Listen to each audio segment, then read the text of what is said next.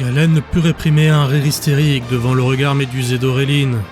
Cette dernière semblait en proie à un profond sentiment d'incrédulité, et le conseiller de Shyster la moqua. « Eh bien Auréline, tu as perdu de ta verve ?» Il éclata à nouveau de rire quand le corps inerte de Gyarados fut rappelé dans sa balle. Le poing d'Auréline se crispa sur la sphère, la fracturant légèrement, de manière imperceptible du point de vue de Galen, trop éloigné pour saisir le changement d'ambiance dans le comportement de son adversaire. « Il est évident que le démon rouge de Motorball était ton meilleur monstre. Abandonne, et peut-être que je consentirai à t'offrir un poste de secrétaire quand tu auras perdu ton statut. » Magenta, Bistre et Dorian observaient le regard de Beryl, dont le visage s'était crispé dans une vague d'incertitude et de crainte. Titian avait également troqué son indifférence habituelle par un sérieux qui ne collait pas à son personnage. Auréline va perdre, cela signifie que... Je perds tout l'or que j'échouerai à Jasper, c'est terrible. Beryl frappa Titian, une grosse veine apparaissant sur son front au moment de sa réplique stupide. Mais cela avait au moins permis d'apaiser les humeurs de la jeune femme inquiète, beaucoup moins celles des Cantoïtes. Que va-t-il arriver à nos amis si elle perd ? Beryl ne répondit pas, retrouvant une mine sombre tandis qu'elle observait le centre de l'arène. Auréline ne bougeait pas, tout du moins pour un œil éloigné. Si quelqu'un avait pu se trouver à côté d'elle à ce moment précis, il aurait pu constater ses tremblements nerveux et la manière dont ses dents crissaient de rage. Elle attrapa sa dernière balle avant de relever les yeux vers Galen avec un regard rempli de menaces. « Toujours dans le déni ? Pourquoi t'acharner ? On sait tous les deux que tu n'as plus aucune option. » « Es-tu stupide, Galen ? Pardon ? Tu as vraiment cru que Gyarados était mon meilleur monstre ? C'est pourtant évident, ce démon a rasé un village entier et massacré même les meilleurs dresseurs de Motorball. » Auréline eut un rictus et ses pupilles s'étrécirent dans une expression sadique quand elle répondit. « Et qui l'a vaincu, à ton avis ?» Le regard de Galen passa de l'assurance au doute en l'espace d'un instant quand il se rendit compte de son erreur logique. La balle vola et une créature apparut dans une explosion de vapeur typique. Le conseiller de Shyster fut alors partagé entre l'incertitude et un faux sentiment de soulagement. Le monstre qui était apparu ne semblait pas très impressionnant comparé à Metagross ou Gyarados. C'était une créature bipède d'environ 2 mètres, combinant des traits humanoïdes et aviens. Son plumage rouge et ambre bruissait comme des braises, et son regard de rapace pointa instantanément vers Metagross dans une assurance perceptible. Ses mains à 3 doigts, semblables à des serres, se fermèrent et s'ouvrirent dans une posture d'anticipation et d'impatience, quand son bec claqua avec force tandis qu'il croisait les bras. « Un Bachamo, c'est ça ton dernier recours ?» Auréline ne répondit pas, elle avait lâché son fouet et se contentait à présent de croiser les bras comme son monstre tout en faisant face à Galen en soutenant son regard avec animosité. Ce dernier eut un rire nerveux. « Mais la terreur t'a fait perdre la raison, ma pauvre, jamais un monstre aussi faible n'aurait pu... » Il a vaincu Gyarados, seul. Le conseiller eut un hoquet face à la réplique sèche et sans emphase. Il serra les poings et cracha. « N'importe quoi! Je vais mettre un terme à ta démence en écrasant ce volatile ridicule d'un seul coup! Vas-y, Metagross !» Le monstre de métal poussa un cri strident très peu naturel, et sa masse imposante se rua vers Bachamo à une vitesse bien supérieure à ce que son gabarit pouvait laisser envisager. Le public put à peine cerner ce qu'il advint tant la célérité de l'action fut grande, mais du point de vue des 2 monstres, tout sembla se passer au ralenti. L'un des poings de Metagross se chargea en électricité et il arma son coup, tandis que dans le même temps, sans même décroiser les bras, sa cible frappait le sol du pied. Le coup fractura la terre et la bascule du morceau de roche ainsi formé déploya un écran de pierre entre Bachamo et le poing éclair de Metagross. Pour les spectateurs, tout ce qu'il y eut fut une énorme explosion de poussière et de gravats qui laissa apparaître le monstre d'Auréline immobile face à celui de Galen, comme si rien n'avait eu lieu malgré les débris qui tombaient lentement autour d'eux, telle une pluie minérale. Galen se frotta le visage sans comprendre, la poussière se collant à sa sueur, et Auréline maintint sa posture, fermant les yeux sans un mot et laissant les choses suivre leur cours.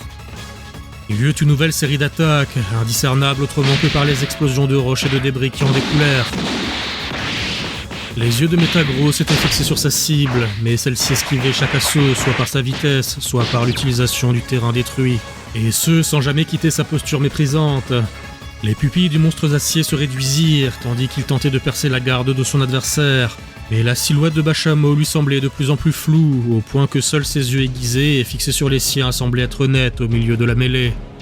Soudain, les membres apparemment frêles de Bashamo se tendirent, et des muscles jusque-là invisibles se gonflèrent sous son plumage. L'une de ses jambes s'enflamma, et dans un mouvement d'une vitesse impossible, il frappa. Il eut un bang supersonique quand le pied brûleur du monstre percuta Metagross, le projetant vers le ciel dans une trajectoire perpendiculaire au sol et parfaitement rectiligne.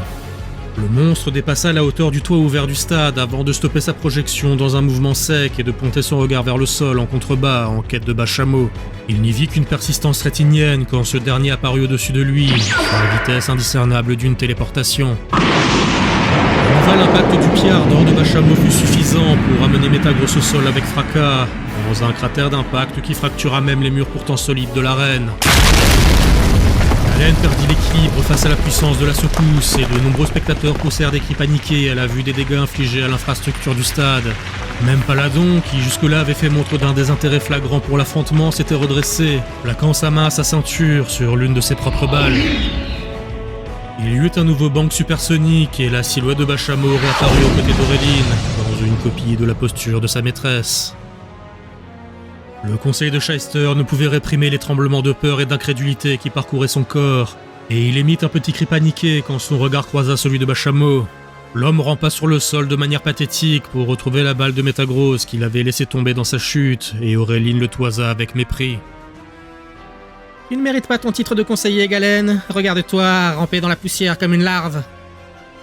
Galen attrapa la balle de Metagross et la serra contre sa poitrine, comme pour ancrer ses tentatives de retrouver son calme dans un objet physique, et ses yeux, emplis de panique et d'incertitude, se tournèrent alors vers Aureline. Celle-ci ne bougeait pas, et le dédain latent dans son regard arracha un nouveau frisson à l'homme à terre. Celui-ci agrippa le bracelet à son poignet et cracha, en proie à l'hyperventilation. C'est impossible. Orvin m'a promis que je pouvais pas perdre avec cette gemme. Un sursaut d'espoir vint éclairer ses yeux quand, surgissant du monticule de terre qui le recouvrait, Metagross apparut dans le crissement mécanique qui lui faisait office de cri. Son corps d'acier était bosselé, et les endroits directement touchés par Bashamo avaient troqué leur couleur bleu chromée par l'intensité du métal chauffé au rouge. Tu te ridiculises, Galen. Abandonne, tu as perdu. L'homme serra le bracelet encore une fois et son regard s'assombrit. Il se releva et pointa son doigt devant lui d'un air menaçant, ce qui provoqua une tension de réaction chez Bashamo, qui dans un mouvement d'air se positionna entre Metagross et sa maîtresse. Mais l'attaque qui suivit ne visait pas Aureline. La boule d'énergie s'accumula un instant dans le faisceau croisé des 4 membres de Metagross avant de voler vers le public. La conseillère n'eut pas le temps de réagir à l'action totalement improbable de Galen, et elle ne put que se tourner vers les gradins avec horreur. L'Istre s'était couvert le crâne suite à l'attaque et Magenta avait été attrapé par Dorian qui avait instinctivement fait bouclier de son corps malgré l'ineptie de l'action. Titian fit de même avec Beryl, bien que sachant pertinemment que l'impact les réduirait en charpie aussi bien elle que lui. Mais l'explosion qui suivit ne fut pas une déflagration de roches et de débris humains, mais celle d'une vague aqueuse détonnant dans une pluie de gouttelettes et de bruit. Quand le groupe retrouva ses esprits, constatant l'absence de dégâts subséquents dans les gradins, ils purent voir un monstre se dressant entre eux et Metagross. La vague d'eau qui avait intercepté la balle de lumière se tarit comme si elle était sortie de nulle part, et la créature ne scia pas. Elle faisait la taille d'un homme, semblable à un manchot serti d'une couronne dorée, et de longues ailes renforcées d'acier de couleur nuit. Paladon s'était redressé et tenait son bras devant lui, sa balle en main, une grimace de colère sur son visage balafré. Aureline, ne le laisse pas s'échapper! La conseillère retrouva ses esprits suite à l'invective de Paladon et se retourna vers Galen juste au moment où Metagross frappait du poing l'enceinte de l'arène, y creusant une énorme faille. La structure des gradins trembla et commença à s'affaisser, tandis que le criminel se frayait un chemin dans la brèche qu'il avait créée tout en rappelant son monstre. Bashamo ne perdit pas un instant, prêt à frapper, mais Aureline le stoppa quand elle constata que les gradins s'apprêtaient à céder sous leur propre poids. Empêche les gradins de s'écrouler! Le monstre avien fondit comme un éclair et se positionna dans la brèche, soutenant la masse de pierre dans un cri de détermination et de douleur. Les muscles se comprimèrent sous l'effort intense, laissant un court instant aux gens pour déguerpir loin de l'effondrement imminent. Et alors que la foule paniquée se ruait à l'opposé de la zone sinistrée, un petit groupe de personnes hétéroclites remonta à contre-courant de la cohue à grands coups d'épaule, avec pour objectif clair de poursuivre le fuyard.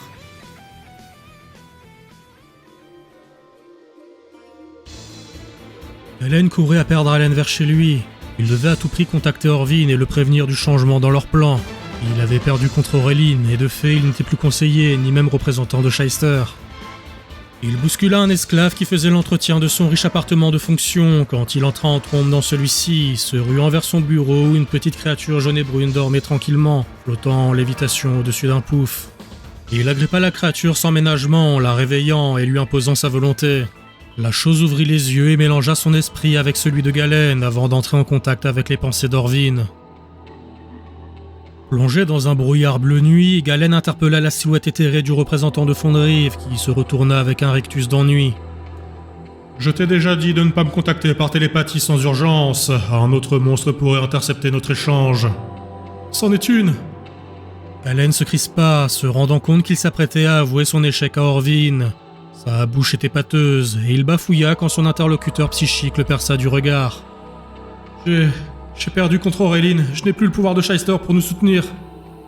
Malgré la méga gemme que je t'ai confiée, voilà qui est déplaisant, mais cela rentre dans les probabilités que j'avais envisagées. » L'homme en sueur ne comprit pas, il observa avec incrédulité la forme fluctuante d'Orvin qui flottait dans les ténèbres, attendant une explication. Orvin avait besoin de lui pour légitimer sa prise de pouvoir sur Galar une fois le site activé, alors pourquoi prenait-il ce problème majeur avec tant de détachement ? Je ne comprends pas. L'esprit d'Orvin sembla se disperser l'espace d'un instant et une sorte d'image mentale apparut. Galen comprit qu'il s'agissait d'un souvenir. Le conseiller se trouvait dans une tente en compagnie d'inconnus maintenus à genoux par ses gardes ainsi que d'une jeune femme. Cette dernière attira particulièrement son attention car elle portait une robe qu'il connaissait bien. « C'est la robe de Saphir. Qui est cette gamine? Qui sont ces gens ?» L'image mentale se concentra sur le visage de la jeune femme ainsi que sur l'un des inconnus à genoux qui se débattait. Il s'agissait d'un jeune garçon au trait semblable à l'adolescente. Toujours confus et épuisé par sa fuite, Galen mit un temps à saisir à qui ressemblaient ses deux enfants, mais Orvin ne lui laissa pas le temps d'exprimer sa surprise. « Ce sont les enfants d'Argyll et Saphir. »« C'est impossible, attends, c'est comme ça que tu... » Galen sortit le carnet de cuir de sa poche en tremblant, se rendant compte de l'enchaînement logique des événements. « J'ai mis la main sur la fille de Saphir et Argyll. En l'épousant, j'associerai ma lignée à celle d'une grande famille de Galar. Je n'ai plus besoin de toi comme homme de paille. »« Quoi ? Attends, ne... » La connexion se coupa et la créature en lévitation se rendormit instantanément, comme si rien n'avait perturbé son sommeil. Galen resta là, pantelant, le regard estomaqué, et il tomba à genoux avec un regard incrédule teinté de folie. Beryl guida le groupe au travers des rues de Kikonnam, pressant ce dernier pour maintenir la cadence malgré les difficultés de Bistre à suivre le rythme. Quand ils arrivèrent devant le bloc d'habitation richement ouvragé, Beryl s'adressa à l'intendance, demandant l'autorisation d'accéder à l'appartement de Galen, et le serviteur lui fit opposition. « S'il vous plaît, c'est urgent, nous devons... » La jeune femme n'eut pas le temps d'argumenter. Dorian et Titian avaient repoussé le gardien sur le côté, et d'un coup de pied synchrone, ils défoncèrent la porte d'entrée, libérant l'accès. Beryl fut figée une seconde de surprise, mais se ressaisit rapidement pour suivre les deux hommes qui grimpaient les escaliers 4x4, elle-même suivie par Bistre et Magenta. Le gros bigarré fit irruption sous les cris surpris de l'esclave qui se plaqua contre un mur, un plateau de boisson en main, et n'osant pas se mettre en travers de la route des inconnus terrifiants. Bistre plaqua ses mains sur ses genoux, à bout de souffle, et jeta un regard à la jeune femme terrorisée. « Veuillez m'excuser, mademoiselle, mais auriez-vous un verre d'eau pour un vieil homme comme moi ?» La servante tremblante tendit une des tasses qu'elle portait au forgeron, tandis que le reste du groupe déboulait dans le bureau de Galen. Celui-ci était affalé sur le sol, le regard vide, un sourire incrédule gravé sur son visage livide. Dorian l'attrapa par le col avant de le remettre debout, plaqué contre le mur. « Argyll, l'espèce d'ordure, explique-toi !» L'homme ne répondit pas, ses yeux tremblants perdus dans le vide et ne semblant pas comprendre ce qu'il se passait. Il murmura de manière fébrile. « Il ne peut pas m'avoir abandonné, j'ai tout donné pour notre projet, tout. » Excusez-moi, vous permettez ? Dorian, surpris, laissa la place à Beryl, qui se positionna face à Galen avec un sourire, avant de le gifler avec violence dans un soupir de soulagement. L'homme tomba à terre, la main sur la joue, semblant se réveiller d'une transe, tandis qu'il regardait la femme qui le toisait. « Bien joué, tu l'as réveillé. » Hein, quoi ? Ah, oui, c'était ça le but. Dorian s'agenouilla et attrapa le carnet des mains de Galen, sans ménagement, avant de le rendre à son propriétaire légitime. Il fixa alors avec dégoût l'homme à terre qui les dévisageait. « Vous êtes les gens de ce souvenir. Je ne sais pas de quoi vous parlez, mais vous allez être plus clair, ou sinon je vais vous forcer à l'être. » Le regard de Galen se fixa sur Magenta, qui enserrait son carnet comme un doudou retrouvé, et il bafouilla. « Oh, c'est toi. Tu es le fils d'Argyll. » Magenta eut un tremblement nerveux à la mention du nom de son père. Il bafouilla également, puis demanda « Qui êtes-vous » L'ancien conseiller hésita, son regard semblant osciller entre l'amertume et un profond sentiment de confusion. « Je suis le frère de ton père, ton oncle. » Magenta resserra encore le carnet dans ses bras, le froissant presque face à cette révélation. Ce fut Beryl qui la première eut l'initiative de répondre à cette affirmation. Attendez, ce petit, c'est le fils du représentant Argyll ? Elle observa le garçon avec incrédulité et Titian se gratta la tête sans comprendre. De qui tu parles?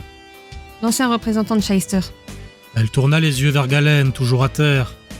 Mais c'est impossible, il est mort il y a plus de 15 ans. Comment ce gamin pourrait-il être son fils ?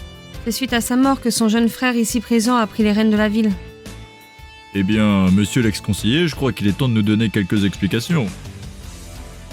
Galen hésita, alternant son regard entre les différentes personnes qui l'encerclaient de manière oppressante. Puis il soupira, comme s'il s'était rendu compte qu'il n'avait plus rien à perdre. De toute manière, tout sera bientôt fini, alors autant tout vous raconter. Quand j'étais plus jeune, j'ai rencontré ce garçon de fond de rive, Orvin, dont le père venait régulièrement faire affaire avec mon frère. Nous sommes devenus rapidement amis, enfin, je le croyais. Galen sembla avoir un soubresaut, comme pris d'un soudain dégoût mêlé à de l'incrédulité à la mention de ce qu'il racontait. Mais ce moment de doute se dissipa rapidement, comme poussé au fond de son esprit. Nous avons traîné ensemble des années, et nous nous passionnions pour les récits antiques. Mais j'étais loin d'égaler son intelligence et son savoir. Je me suis rapidement retrouvé à l'admirer, même quand nous avons été acceptés dans la même grande école galaréenne. Malgré mes réussites, derrière lui, je n'étais toujours que le second. Ça me fait bizarre de pas être celui qui raconte. Galen ignora l'intervention et continua. Malgré mes excellentes notes et mon savoir, j'ai fini par accumuler de la frustration face à Orvin qui me dépassait toujours, et surtout face à mon frère. En tant que second fils de notre famille, je n'avais aucun espoir d'un jour accéder au pouvoir, alors que pourtant je dépassais Argyll dans tous les domaines. Magenta exprimait un profond malaise à chaque fois qu'il entendait le nom de son père dans la bouche de cet homme, et Dorian lui posa une main amicale sur l'épaule pour le rasséréner. Orvin a joué là-dessus, j'imagine, mais cela m'a ouvert les yeux. Il n'a eu de cesse de me dire à quel point j'étais plus méritant que mon frère, que la société galarène était injuste et qu'il fallait la réformer. Et puis ces ruines ont été découvertes. J'étais à Shyster parmi ceux qui avaient le plus de connaissances sur les technologies anciennes. Mais malgré cela, tous les officiels se tournaient systématiquement vers mon frère. C'était il y a 15 ans la découverte du raffinage de l'éner quartz. Que s'est-il passé?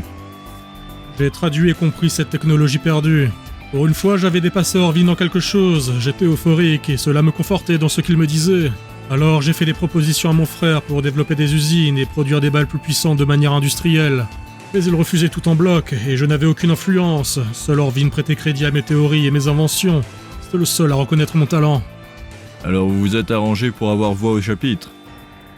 Titian avait parlé d'un ton sombre et accusateur et Magenta tressaillit au sous-entendu. Argyll était un idiot, il le méritait. Un doux rêveur qui croyait à des délires d'harmonie avec les monstres. Il passait son temps sur ce carnet à observer ces choses au lieu de trouver un moyen de les contrôler et d'échapper à la menace qu'il représentait. Tout ça à cause de cette idiote. Vous parlez de Saphir, la seconde fille du représentant de Corifrey ? Elle était à l'école avec nous, c'était l'une de nos aînées, elle étudiait les monstres, et elle était très belle. Il ne l'a jamais dit, mais je sais qu'Orvin avait le béguin pour elle, il fallait voir comme il la regardait. Mais elle est tombée amoureuse de mon frère et ils se sont mariés. Orvin a toujours été un marginal, mais je pense que c'est à partir de là qu'il a commencé à vraiment changer. Qu'est-ce que vous avez fait au représentant Argyll et à sa femme ? Le regard de Galen s'assombrit et ses mains se crispèrent jusqu'à en devenir pâles. Orvin m'a convaincu de les faire tuer. Il m'a promis qu'une fois cette barrière éliminée, je pourrais exposer mes découvertes au grand jour, qu'il me soutiendrait et qu'ensemble on réformerait Galar. Son propre père venait de mourir dans un accident, lui laissant le pouvoir à fond de rive, mais il avait besoin de moi. Comme il n'était pas galaréen de souche, il manquait d'influence au conseil. Il voulait que je sois son égal et qu'ensemble nous imposions notre vision de Galar. Beryl posa sa main sur sa bouche d'horreur et le cœur de Magenta s'emballa. Sa respiration se fit plus lourde tandis que Galen continuait son histoire. J'ai envoyé des assassins pour simuler un accident. Tout s'est passé comme prévu. Ils ont disparu lors d'un voyage en mer en direction d'une colonie de fonderie où Orvin les avait invités. Au Kanto, je crois. Tout s'est fait si simplement, je n'ai même pas besoin d'y penser. C'était presque comme s'ils n'avaient jamais existé. Vous êtes un monstre ? Je suis un visionnaire. Grâce à moi, nous avons été libérés du joug et de la peur des monstres. Avant, nous les traitions avec crainte. Les dresseurs étaient rares et inefficaces. Mais grâce à mes technologies et mes découvertes, nous avons franchi une étape dans la maîtrise de la nature. La nature et les monstres n'existent pas pour servir les humains. Quelle hypocrisie. Je n'ai pas inventé la technologie de capture ou les narquartz. Nous l'utilisions déjà depuis des centaines d'années. Je n'ai fait que l'améliorer. En raffinant les narquartz, j'ai aussi développé l'industrie, la médecine, l'énergie. Malgré vos belles paroles, vous en avez profité, comme les autres. Que vaut la vie de deux idiots utopistes comparés à un tel progrès? Je n'ai jamais capturé de monstre. Ah oui? Et avec quoi tournent vos centres hospitaliers, mademoiselle la représentante pleine de principes? Avec l'énergie et le travail de votre bonne volonté? Galen ricana face à la mine déconfite de Beryl, mais son visage se tordit de douleur comme Magenta lui asséna un coup de pied dans le tibia, sa face bouillonnante de colère. Vous avez essayé de tuer mes parents, c'est vous qui... Ah, j'ai essayé, oui, mais c'est pas moi qui les ai tués. Les assassins se sont montrés négligents. C'est Orvin qui a retrouvé leurs traces, quelques années plus tard.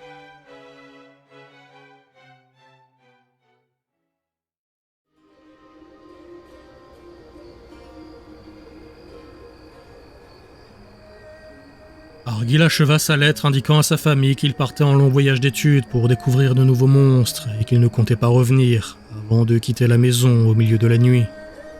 Le mensonge était grossier et il doutait que Saphir se laisse embobiner, mais au moins cela lui permettrait un peu d'avance tout en cachant la vérité à ses enfants.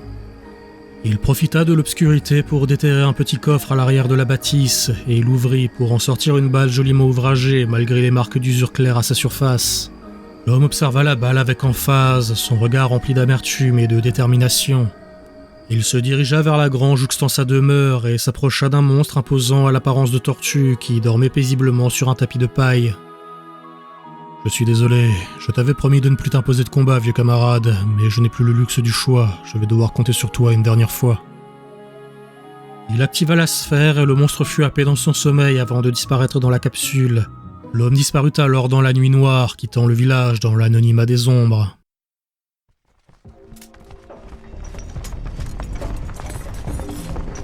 Les esclaves et les monstres étaient à pied d'œuvre, érigeant des barricades autour du camp naissant et défrichant la forêt alentour pour dégager l'espace de la future carrière.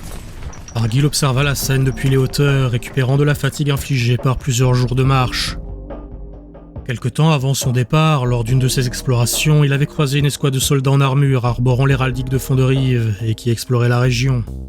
La rencontre avait été fortuite, mais il fut reconnu instantanément par l'officier en tête de l'unité, ce qui avait provoqué une échauffourée dont il était parvenu à s'échapper de justesse, mais laissant derrière lui un problème de taille. Argyll était censé être mort aux yeux de sa patrie.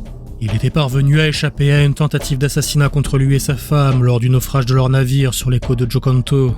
Et il avait refait sa vie ici en étant accueilli par les autochtones. Mais cette paix, accordée par sa mort présumée, était à présent brisée, et ce n'était qu'une question de temps avant qu'Orvin ne retourne la région pour le retrouver, ce qui mettait sa famille et son village d'accueil en danger. C'était pourquoi Argyll avait décidé de prendre les devants.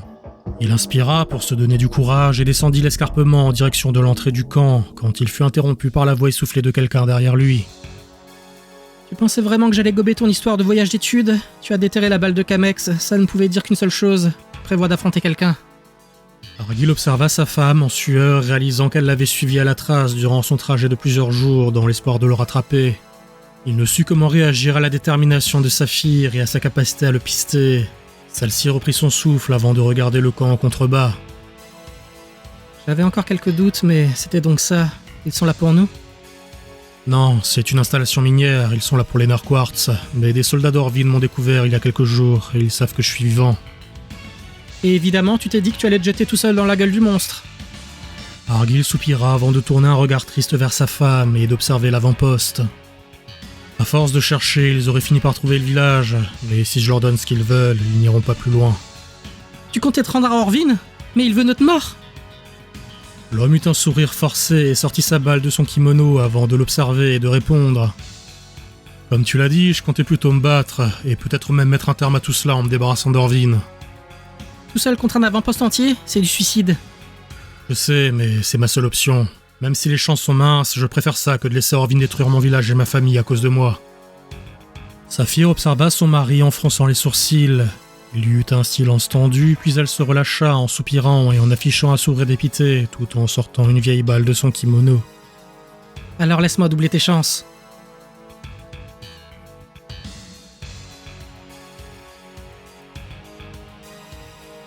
Magenta et les autres écoutèrent le récit de Galen et la manière dont ses parents avaient tenté d'attaquer à eux deux l'avant-poste d'Orvin dans une tentative désespérée d'échapper à leur destin.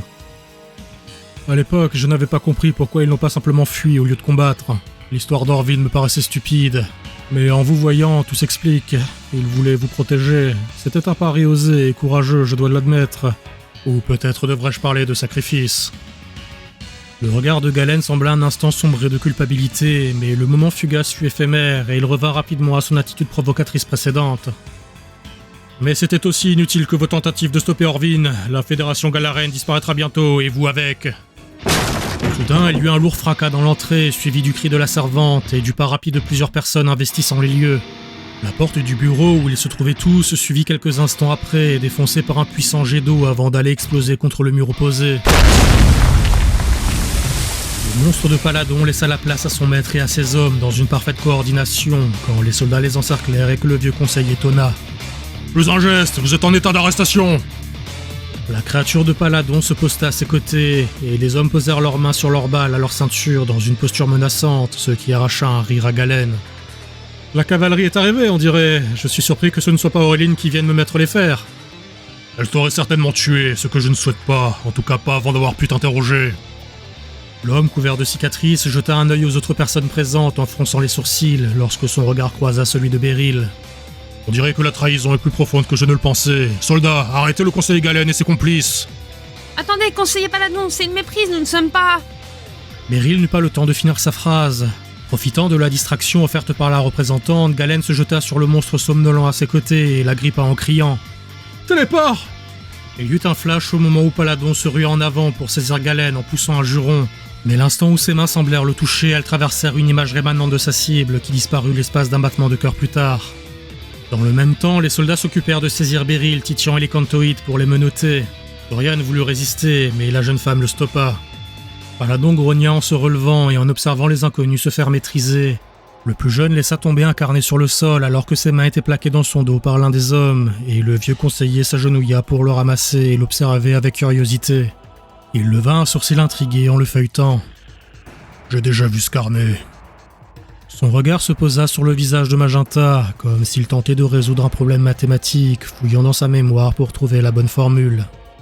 Sa voix basse et gutturale résonna alors. « Argyll. »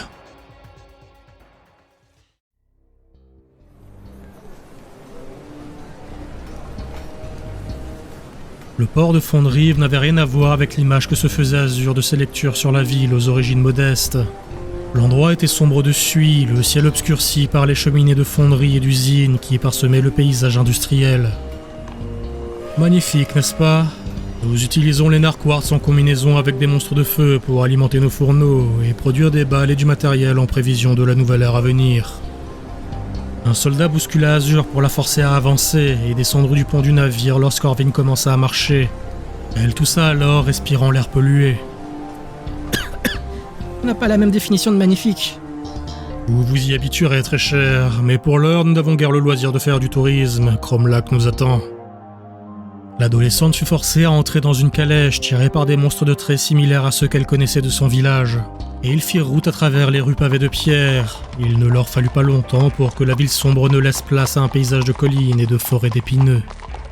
Ça et là, ils croisèrent des installations minières, semblables à celles qu'elle avait vues lors de son incarcération à Jokanto, jusqu'au moment où le paysage sembla se dégager pour laisser place à une large vallée déboisée au sol retourné, dont la pointe de ruines antiques sortait de terre. Une foule de personnes était à la tâche, déblayant roches et boue, et de nombreuses bâtisses de terrain parsemaient ce qui ressemblait plus à un chantier gigantesque qu'à un site de fouilles. Mais parmi toute cette activité archéologique, une chose sortait du lot. Un bâtiment de pierre et d'acier mêlés pointant vers le ciel, tel une obélisque fendue en 3 parts, et dont le trio de sommets semblait comme scellé ensemble par un anneau de cristal. Azur ne quitta pas la structure des yeux, et Orvin, assis à ses côtés, ne put s'empêcher d'esquisser un rictus amusé.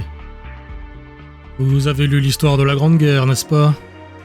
Azur tourna son regard vers Orvin au moment où la calèche s'arrêtait dans un à-coup, et l'homme repoussa une mèche de ses cheveux blonds en arrière avant de continuer.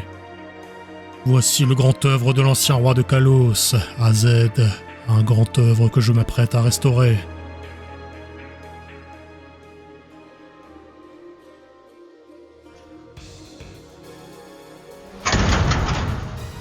Paladon resta silencieux le temps que le garde ouvre la cellule où étaient retenus Beryl, Titian et les Cantoïtes. Il ne quittait pas son regard sévère et quand la porte fut ouverte, il parla. « Il semble bien que vous ne soyez pas des complices de Galen et je n'ai donc pas de raison de vous retenir. De plus, le témoignage d'Auréline corrobore votre version des faits. Nous allons donc libérer vos compatriotes et les ramener à Jocanto avec une équipe pour les aider à reconstruire votre village détruit. J'aurai cependant des questions à vous poser ainsi qu'à vos amis. » Si je peux me permettre, conseiller, qu'en est-il de Galen ? Il a utilisé une capacité de monstre pour s'enfuir, comme vous l'avez vu. J'ai envoyé Auréline et un escadron d'assaut vers Shyster où il se sera certainement retranché. Mais ce qui m'inquiète actuellement, c'est votre implication et celle du conseiller Orvin. Tout est lié, et c'est une longue histoire. Alors écoutons-la dans un endroit plus confortable.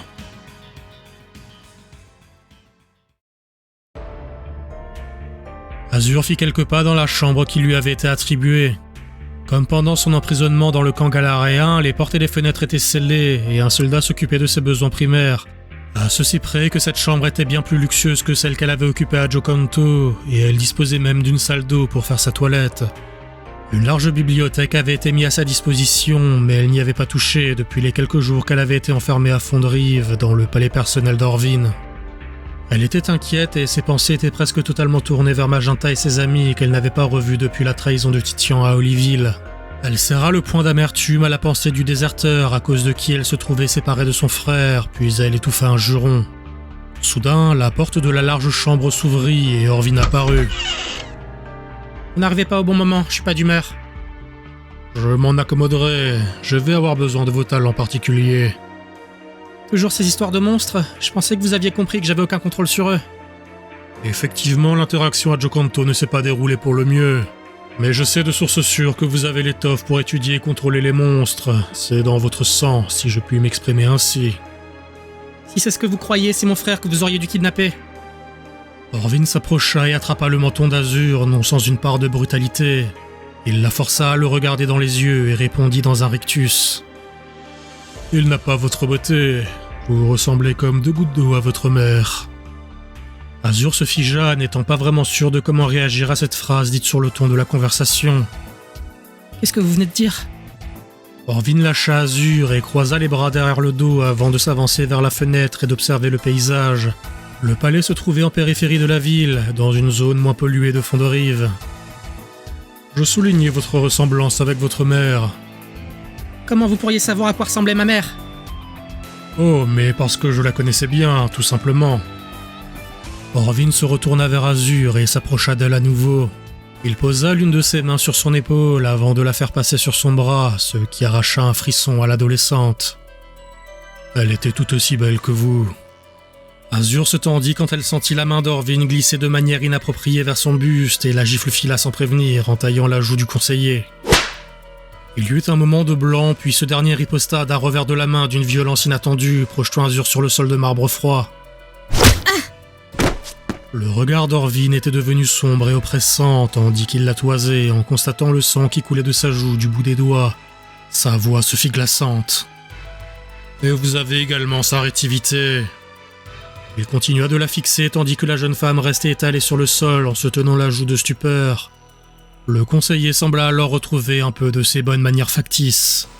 « Veuillez excuser mon emportement, la nostalgie m'aura certainement fait m'oublier. » Il réajusta sa manche tout en prononçant ces paroles d'un ton froid et dénué de toute sincérité, puis il se dirigea vers la sortie. « Garde, escortez notre hôte jusqu'au laboratoire. »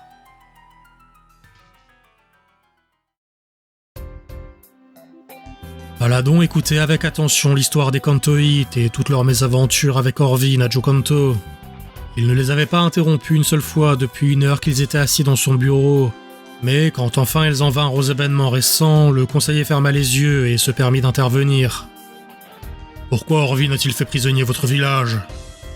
Je l'ignore, c'est un point que nous ne comprenons pas non plus. » Tian intervint à son tour.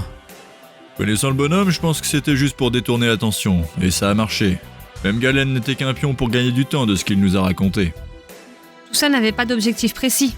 Si les villageois avaient été tués, ils se seraient débarrassés d'éventuels témoins gênants, et dans tous les cas, ils lui ont servi à détourner notre attention de ses véritables objectifs. Et qui sont... J'en suis pas sûr, mais par contre, ça a clairement un lien avec Cromlac et la Rosée d'âme. Alors cela a forcément à voir avec les Narquartz.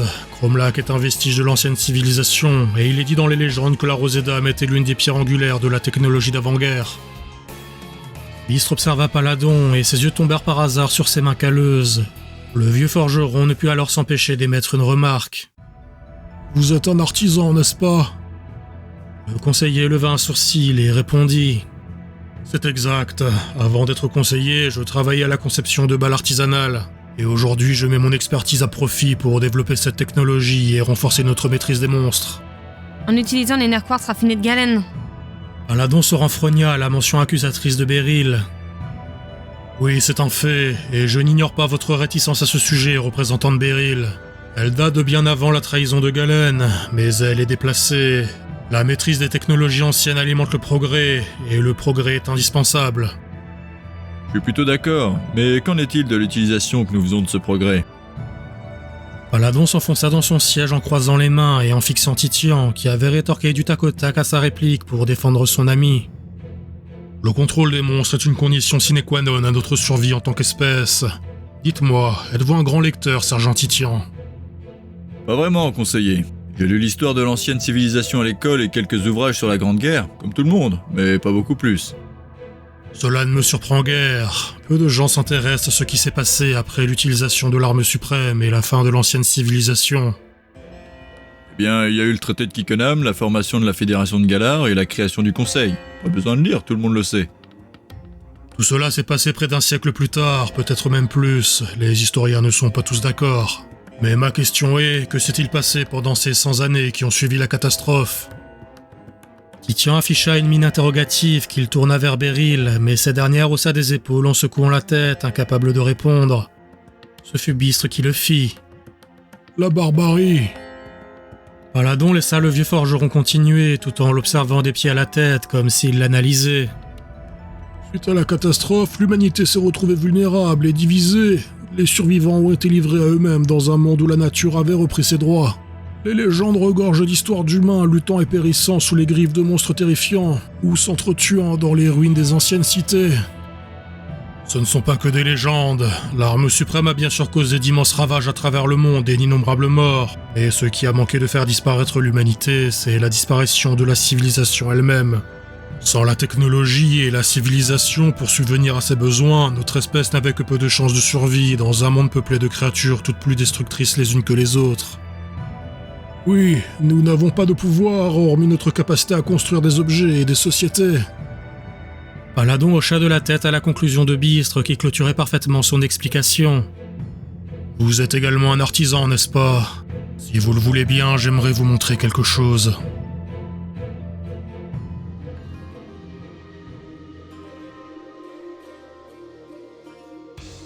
L'atelier était étonnamment petit et intime, semblant surpeuplé par le petit groupe qui avait suivi Paladon à l'intérieur. L'établi était couvert de pièces détachées, de morceaux des narquartz et d'outils en désordre, et Magenta commenta. « On dirait que Bistre n'est pas le seul à être bordélique. » Le concerné ne répondit pas, son attention concentrée sur une balle entièrement rouge ornée de dorures qui reposait simplement sur l'établi. Elle était ouverte et des outils de précision et d'horlogerie étaient disposés à son côté, attestant de leur utilisation récente. Quel est donc cet objet ? On dirait juste une balle.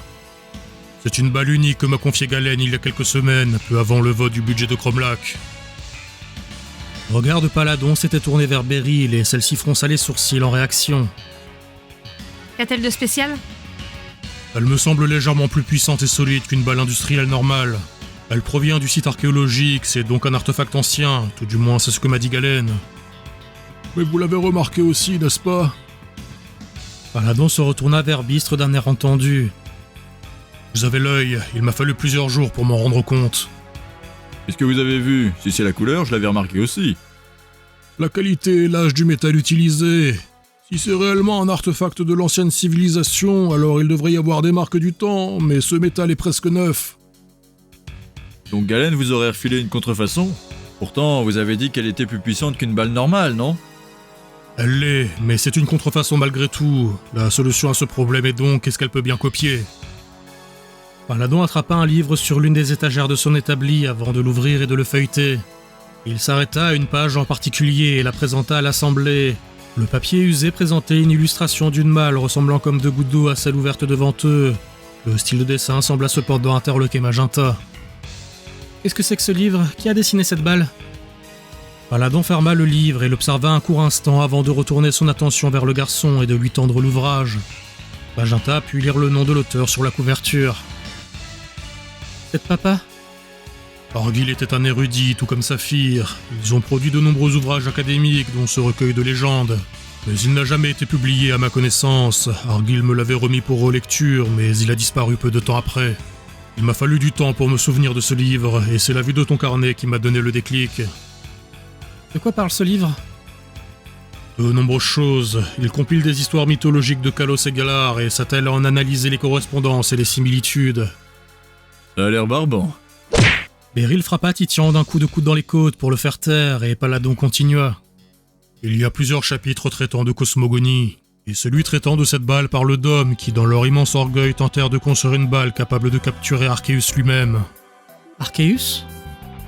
Le dieu créateur, celui à l'origine de toute chose. On dit qu'il serait né d'un œuf primordial dans le néant et qu'il aurait façonné l'univers de ses 1000 bras. Je vois, nous avons une mythologie similaire par chez nous, bien que nous ne le nommions pas.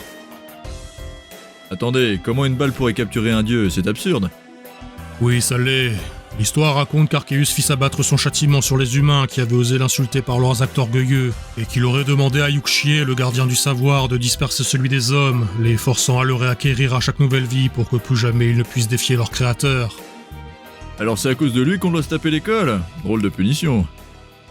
Dans tous les cas, cette balle correspond à la description de la balle origine de ce mythe. Bistre se caressa la barbe de manière pensive tout en fixant l'objet de la discussion, puis il parla à moitié pour lui-même. Est-ce qu'Orvin et Galen pourraient posséder l'original? Paladon attrapa la balle et la referma avant de la faire rouler dans sa main calleuse. Je l'ignore, mais les technologies utilisées dans cette balle ne correspondent qu'en partie à celles que nous utilisons habituellement. Je l'ai étudié pendant des semaines, et plus j'y pense, plus il me semble que cet objet ne soit qu'une copie maladroite d'autre chose. Quelque chose de bien plus puissant.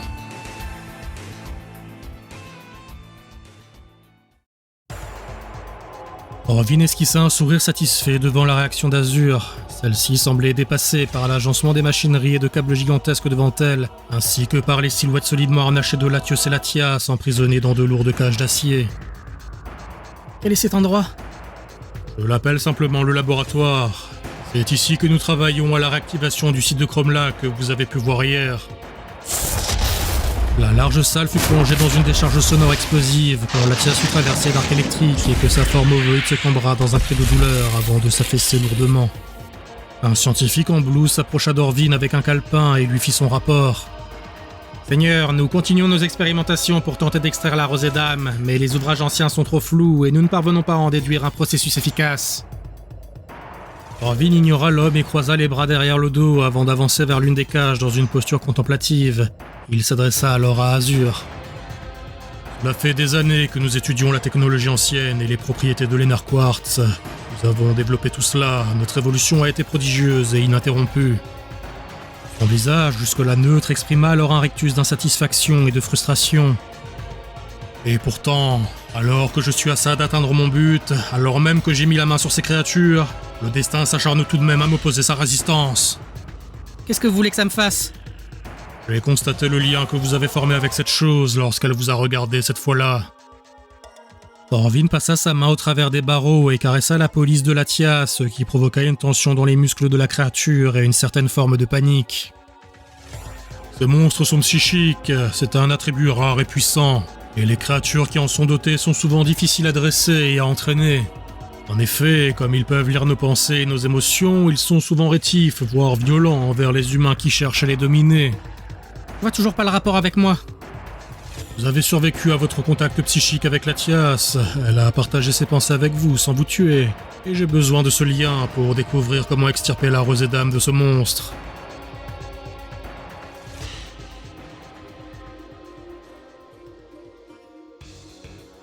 La conversation suivait son cours dans l'atelier de Paladon depuis presque 1 heure, mais une chose semblait revenir systématiquement.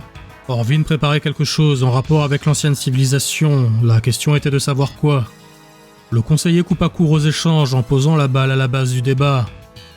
Nous n'avancerons pas plus loin dans nos conclusions sans mettre la main à la pâte. Vous comptez mettre Orvin aux arrêts? Je compte mettre les choses au clair. Auréline est partie hier vers Shyster pour capturer Galen, ou à minima prendre le contrôle de la ville et enquêter sur ses agissements. Mais je ne peux pas quitter Kikkonam. La capitale doit avoir au moins un conseiller pour la diriger et la défendre, qui plus est en trouble. C'est pourquoi j'aimerais vous demander votre aide.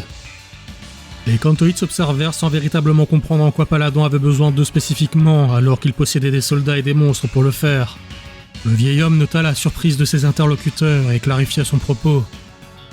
Vous êtes impliqué dans cette histoire et vous avez connaissance de ses tenants et de ses aboutissants. Vous m'avez également parlé de votre ami détenu par Orvin.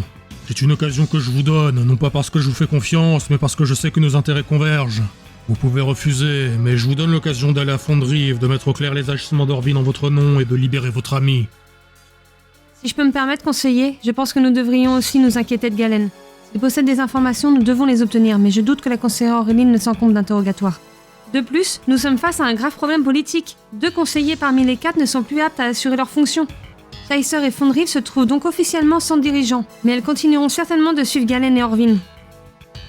Paladon ferma les yeux en croisant les bras, semblant réfléchir à la question et au risque non négligeable de guerre civile. Quand il les rouvrit, il s'exprima avec un ton ferme et critique. Je pense que vous omettez quelques détails, représentant de Beryl. Ce que vous dites est vrai pour Shyster, mais malgré ses agissements supposés, Orvin est toujours conseiller. Et il le restera en vertu du traité de Kikkonam, nous ne pouvons pas le destituer. C'est aussi une des raisons pour laquelle je demande à vos amis Cantoïdes d'agir à notre place en leur nom propre. Quant à Galen, quoi qu'Auréline fasse, elle a 24 heures d'avance sur vous. Et nous n'avons pas de monstre capable de téléportation à disposition, ni le temps d'en trouver un et de le réquisitionner. Quoi qu'on fasse, elle arrivera demain matin au plus tard, et on ne pourra pas l'empêcher d'agir selon son bon vouloir. Beryl sembla dépité l'espace d'un instant, tentant de trouver une solution à ce double problème, mais Titian intervint alors. Greenbury est à moins d'une demi-journée de Kikkonam, n'est-ce pas? Oui, mais quel rapport? Titian esquissa un sourire satisfait, comme s'il était fier d'avoir trouvé la réponse à une énigme. Dans ce cas, c'est facile, on pourra arriver en même temps qu'Auréline à Shyster. Qu'est-ce que tu racontes encore? On a un monstre psychique, et impuissant en plus. Le visage de Beryl s'illumina à la mention de Titian. Rals, elle pourra se téléporter. Paladon les coupa dans leur discussion avec un regard à la fois sévère et accusateur. Il ne me semble pas que vous ayez une licence pour la possession d'un monstre de catégorie 3, mais bon, passons pour le moment. Que comptez-vous faire à Shyster, hormis empêcher Auréline de tuer Galen pour l'interroger? L'expression de Beryl se fit plus sérieuse et elle lança un regard à Magenta avant de redresser sa posture en affichant une détermination non feinte à Paladon. Je pense savoir comment reprendre les rênes de Shyster avec l'approbation de ses habitants.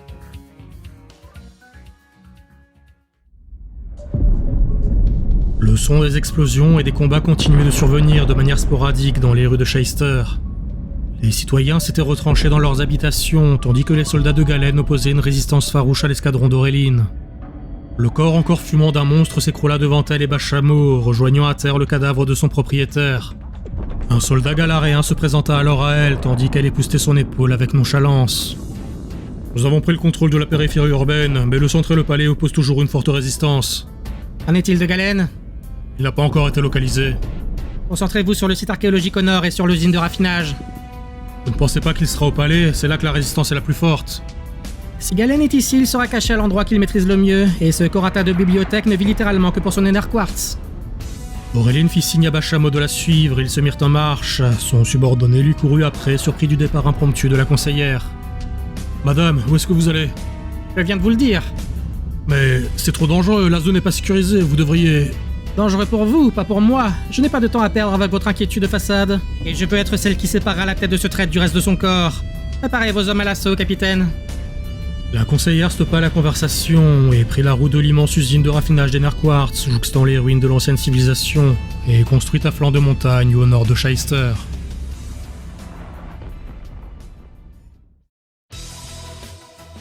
Le garde bouscula Azur pour la forcer à s'avancer vers la cage de Latias. La créature semblait faible et sa peau fumait encore suite à la décharge électrique qu'elle avait subie. Plusieurs chercheurs s'attelaient à préparer les mesures de sécurité et à vérifier la solidité des liens du monstre sous le regard neutre d'Orvin qui s'était reculé d'un pas pour céder la place à sa captive. Elle manipula dans une grimace la sorte de collier mécanique que les scientifiques avaient accroché à son cou, a priori pour capter ses données biométriques. Vous pourrez pas m'épouser si je meurs, vous savez ?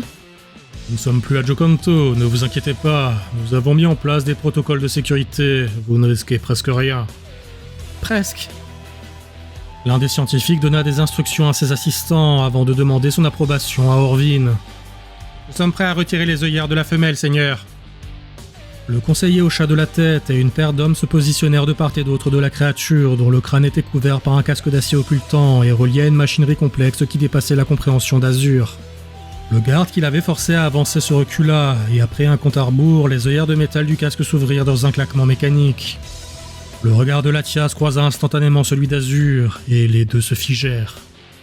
Plusieurs capteurs se mirent à réagir, imprimant des courbes et des informations en continu sur des rouleaux de papier semblant anachroniques dans les mains des analystes qui manipulaient ces technologies avancées. La liaison est faite, les données indiquent un stress intense, mais les constantes vitales sont normales. Azur paniqua l'espace d'un instant quand elle se sentit perdre pied. Mais la mémoire de sa précédente expérience lui permit de retrouver plus rapidement son calme quand la voix de la créature résonna dans son esprit. L'adolescente ne ressentit alors qu'une profonde détresse et une douleur indicible. Seigneur, les capteurs perçoivent une forte activation nociceptive, elle souffre énormément.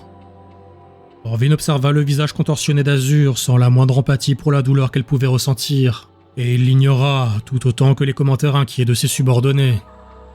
Continuez l'expérience. Azur ressentit comme une sensation de lutte, comme si elle se trouvait piégée avec une autre personne dans une boîte trop petite pour deux. Elle souffrait à la fois dans son moi propre, mais également via une conscience extérieure à elle-même, sans vraiment comprendre ce qui lui arrivait. Elle finit cependant par saisir, après une éternité, que ce qu'elle ressentait était en fait une empathie poussée à son paroxysme, à tel point qu'elle subissait physiquement les mêmes souffrances que la créature qui partageait la lisière de son esprit. Je ressens peine, peur, incertitude. La voix avait été douce, mais elle résonna comme induite dans la psyché d'Azur, comme s'il s'agissait de ses propres pensées. Sans vraiment le savoir, elle assimila ce qu'il se passait, transmettant ses propres émotions à la créature, dans une volonté presque instinctive d'écluser ces dernières pour laisser la place à celle de son interlocutrice mentale. Prisonnière, douleur, identique. La voix douce était muée en une sorte de complainte compréhensive, un chant mélancolique, presque comme une tentative de réconfort. Puis soudain, la liaison se coupa et Azur tomba à genoux, en sueur et des larmes coulant de ses yeux tandis qu'elle essayait de résister à l'immense sensation de vide qui venait de l'envahir, l'agitation autour d'elle semblant comme évanescente et irréelle. Les scientifiques s'attelaient autour de la créature dont les œillères avaient été refermées, et l'adolescent tourna lentement la tête vers Orvin qui la dépassa avant de poser un doigt sous l'œil cloisonné de Latias. Il en tira une goutte du liquide opalescent et légèrement scintillant qui coulait abondamment sur la joue du monstre avant de la porter à son regard. La rosée d'âme.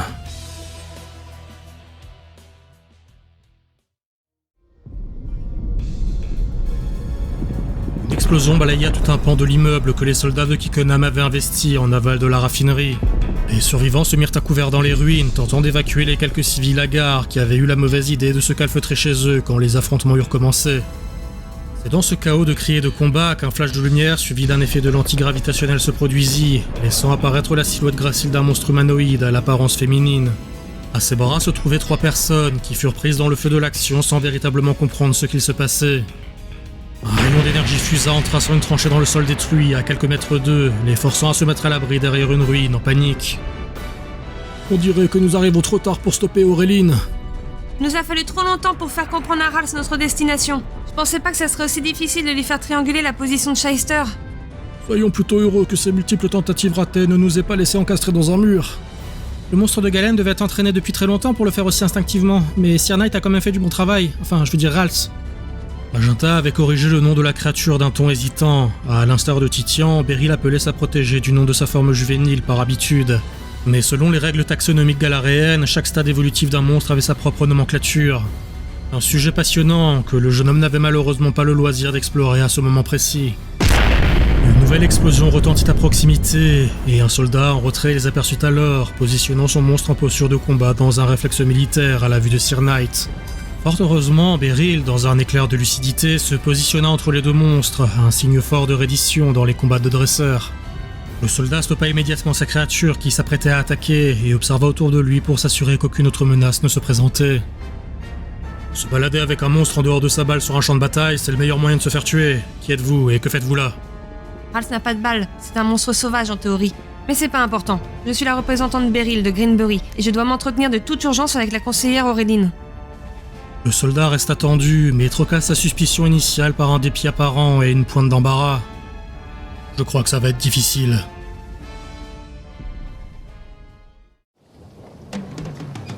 Dorian dégobilla par-dessus bord dans un son caractéristique qui arracha un rire à moitié empathique à Titian. Tu aurais dû partir à Chester à la place du vieux. Il supporte mieux le bateau. L'Istre sera plus pertinent que moi pour tout ce qui touche à la technologie. Moi, je sais juste me battre. L'éclaireur réprima à nouveau le cœur et Titian lui offrit son bras pour le soutenir dans son effort pour maintenir les apparences. J'avoue que t'avoir avec moi me rassure un peu. On ne sera pas trop de deux combattants pour affronter Orvin. Pourtant, c'était ton idée de nous séparer en deux groupes. Le temps pressé et Ralph aurait eu encore plus de mal à nous téléporter à 5. En plus, j'ai comme le sentiment qu'Orvin est sur le point de faire une dinguerie. Entre ce que nous a raconté Galen et ses histoires de dieux et de balles mythologiques, j'ai l'impression qu'on s'attaque à quelque chose qui nous dépasse. Même si en vrai, tu t'en fous de tout ça, hein? Dorian eut une nouvelle poussée de nausée alors que le navire percutait une vague, mais sa résistance au mal de mer semblait s'être améliorée, ne serait-ce que légèrement. Il sortit la balle de K de son kimono avant de l'observer avec détermination malgré son mal de cœur. Effectivement, tout ce qui m'intéresse est de sauver Azure des griffes de ce type, mais si je dois sauver ton pays en passant, alors soit. Ça tombe bien que tu sois motivé, Kinokoko est un peu à la traîne comparé à Mizugoro. Et comme t'as l'air en pleine forme, je me disais que tu pourrais peut-être m'aider à m'entraîner.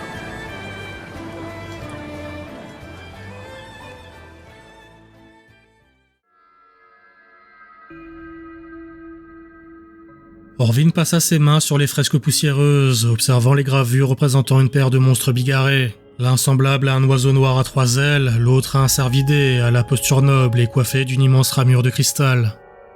La fresque paraissait retracer une histoire mythologique dont le sens lui échappait partiellement. Tout était sous une forme symbolique, présentant plus des idées et des concepts qu'une véritable narration. Cela exprimait une lutte entre la vie et la mort, de forces aux essences opposées, mais finalement domptées par les hommes. L'un de ses soldats se posta à côté de lui, semblant hésiter à l'interrompre dans sa rêverie. Orvin l'interpella. « Elles sont magnifiques, n'est-ce pas ?» J'imagine que oui, seigneur. » « Qu'est-ce que vous y voyez ?» La femme bafouilla en observant les gravures, peu à l'aise et ne sachant pas vraiment ce qu'attendait son maître comme réponse. « Les vieux dessins d'avant la catastrophe, il y en a partout dans ces ruines, seigneur. » Ces vieux dessins racontent une histoire, comme un livre dénué de mots. Je trouve passionnant que l'ancienne civilisation, dans toute sa supériorité technologique, ait jugé utile de recouvrir cet endroit de fresques et de symboles métaphoriques. Quand on est à l'abri du besoin, on a du temps à perdre dans l'art, j'imagine. Certes. Que vouliez-vous me dire ? L'équipe de recherche vous informe que nous avons pris de l'avance sur ces prévisions. Les premiers résultats avec la rosée d'âme sont plus que concluants, et plusieurs cristaux ont pu être améliorés grâce aux échantillons obtenus. Elle relut son rapport avant de tendre les données à Orvin, qui les observa d'un œil détaché. Nous avons obtenu un rapport énergétique de 1 pour 1000 comparé à de l'éner quartz non traité, et les premiers tests de réactivation de la balle origine sont en cours. Et qu'en est-il de la crypte ? L'excavation suit son cours et les 2 caissons seront bientôt complètement accessibles pour l'équipe technique. Nous avons aussi réussi à réactiver plusieurs machineries anciennes autour du site en remplaçant leurs anciens cristaux d'éner quartz par des neufs traités à la rosée d'âme. Elle fonctionne. Étonnamment oui, mais nous essayons toujours de déterminer leur utilité. Orvin jeta un nouveau coup d'œil au rapport sous ses yeux, son regard brûlé d'une impatience qu'il n'avait pas l'habitude de ressentir, mais qui s'accentuait chaque jour un peu plus alors qu'il se rapprochait de son objectif ultime. Il demanda sans quitter le calepin des yeux. « Concentrez-vous sur le principal. Qu'en est-il de la captive ?» Elle refuse toujours de se nourrir et de parler depuis l'expérience avec la femelle, mais elle est plus docile et moins agressive qu'avant. Enfin, tout est relatif. Gardez-la dans ses quartiers et continuez de lui apporter ses repas. Elle finira bien par manger quand la faim remplacera sa mauvaise volonté.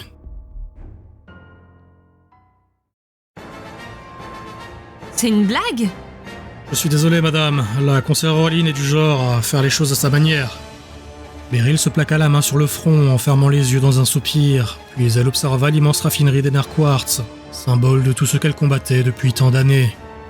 Auréline avait, semble-t-il, décidé de forcer le passage à l'intérieur, seule, dès l'instant où elle avait eu confirmation que Galen s'y trouvait. Le problème étant qu'aucun de ces hommes ne parvenait à suivre son sillage du fait de l'importante résistance ennemie autour de la structure. Nous n'avons pas de monstre aussi puissant que Bachamo pour percer les lignes ennemies, c'est impossible de la suivre et elle n'a même pas jeté un œil en arrière pour voir nos difficultés. Voilà une commandante bien peu avisée. Auréline a toujours été comme ça, que ce soit dans l'arène, à l'assemblée ou sur le champ de bataille. Elle va toujours droit au but sans se poser de questions. C'est une extrémiste dans tous les sens du terme. On doit la stopper avant qu'elle ne trouve Galen, on a besoin de lui. Beast sortit la balle de Sayorn de sa tunique et la présenta à Beryl avec un regard sérieux. Je ne suis pas un combattant, mais ce monstre nous a déjà sauvés face à l'adversité. Magenta acquiesça avant d'invoquer Mèche. Le petit monstre semblait en bien meilleure forme depuis que le garçon l'avait soigné, et il scruta son nouvel environnement de manière énergique, balançant sa queue enflammée de gauche à droite. J'aurais aimé que K soit avec nous, mais je suis sûr que Mèche peut nous aider, et Rals aussi. Magenta attrapa la main de Sir Knight avec douceur, et le monstre féminin lui esquissa un sourire en émettant un son chaleureux. Il semblait bien que la créature adoptée par Beryl apprécia le jeune garçon, malgré leur rencontre encore récente. Rals a toujours aimé les enfants, elle jouait souvent avec ceux des voisins à Greenbury. Mais je sais pas si elle irait jusqu'à se battre. Elle l'a jamais fait et j'ai toujours refusé de la faire combattre. Beryl s'approcha du monstre et lui posa une main sur la joue, la caressant avec affection, ce qui tira un petit son approbateur de Sir Knight. La représentante sembla réticente au moment de lui poser la question fatidique. Qu'est-ce que t'en penses, Rals, tu veux nous aider ? La créature gracile sembla hésiter, comme si elle cherchait à comprendre les paroles de sa protectrice. Puis, ressentant les émotions de cette dernière plus que ses mots, son regard se fit plus sérieux, et elle hocha de la tête de manière étrangement humaine.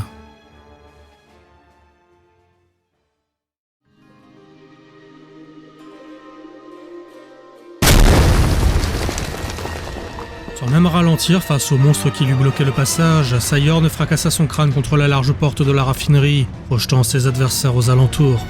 Profitant du chaos provoqué par le monstre de pierre, les soldats de Kikkenham investirent les positions avancées, renforçant l'avantage offert par la créature de Beast. Cependant, malgré ses efforts, le portail blindé résistait aux impacts, se bosselant et craquant, mais ne cédant pas. Ils ont scellé l'entrée après le passage de la conseillère Auréline. Pourquoi ils l'ont fait après son passage ? Ils auraient pu le faire avant, non ? Galen voulait certainement l'isoler de ses hommes en jouant sur son sentiment de supériorité.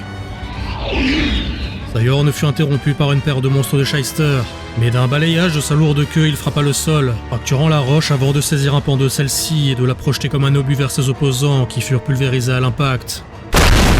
Le regard du soldat qui les accompagnait afficha une forme de crainte et d'émerveillement. Ce monstre est aussi puissant que celui d'un conseiller, comment pouvez-vous en posséder un ? Beast sembla surpris par la question, mais ce fut Beryl qui répondit. Le niveau de puissance des monstres domestiques est réglementé. Ce n'est pas une science exacte, mais ils sont classés en différentes catégories. Et il faut un badge officiel pour utiliser les monstres les plus puissants, il y a des concours d'état pour ça. Le soldat confirma et afficha un regard désapprobateur. Vous ne devriez pas posséder un tel monstre sans badge, c'est contraire à la loi. Je ne suis pas galaréen, je n'ai pas à suivre vos lois, jeune homme. Le ton de Beast avait été sérieux et empreint d'une détermination peu commune chez le vieil homme. Il semblait bien qu'il n'appréciait guère les règles et les lois complexes de Galar. Beryl, d'abord surprise, se contenta d'acquiescer. Vous avez raison, et pour le moment on a mieux à faire que de se poser des questions judiciaires. D'autant plus que je suis mal placé pour juger, j'ai aucun badge non plus. Sur ces mots, Rals sortit de leur couvert pour rejoindre Sayorn. Ce dernier, d'abord prêt à l'attaquer comme n'importe quel autre monstre, se recula d'un pas, à la fois du fait qu'elle ne semblait pas agressive envers lui, mais également parce qu'il semblait ressentir une sorte d'appréhension, comme celui d'un animal soumis face à un chef de meute. Rals n'est pas une combattante, mais elle n'est pas faible pour autant. Vous l'avez constaté avec son pouvoir de téléportation, mais ce n'est pas sa seule capacité. Le Sir Knight de Beryl se posta devant la porte. Plusieurs attaques ennemies fusèrent contre elle, mais furent déviées par une sorte de bouclier miroitant, explosant aux alentours sans même la frôler. Elle ferma les yeux et leva les mains devant elle, tandis que la lourde fortification se mit à trembler, comme tordue par une force invisible. L'acier renforcé se plia par saccades et se froissa comme du papier dans un vacarme assourdissant, couvrant même le bruit des combats alentours, avant d'être condensé en un petit agglomérat de métal détruit. La boule d'acier hétérogène tomba sur le sol d'un son mat lorsque Rals se baissa les bras en rouvrant les yeux dans un soupir. L'officier de Kikkenham hésita un instant devant le changement de paradigme et s'écria alors « Le passage est ouvert! Investissez la raffinerie !» Les combats s'intensifièrent et le groupe mené par Beryl fut escorté jusqu'à l'entrée. La représentante récompensa Rals d'une caresse et par des félicitations une fois qu'ils furent en relative sécurité dans les couloirs du bastion ennemi. Étonnamment, il n'y avait aucune lumière ici et le courant semblait avoir été coupé, ce qui provoqua quelques commentaires inquiets des soldats qui les accompagnaient. Mais la flamme au bout de la queue de mèche offrit suffisamment d'éclairage pour compenser le manque de luminosité. Il ne reste plus qu'à trouver Galen et Auréline.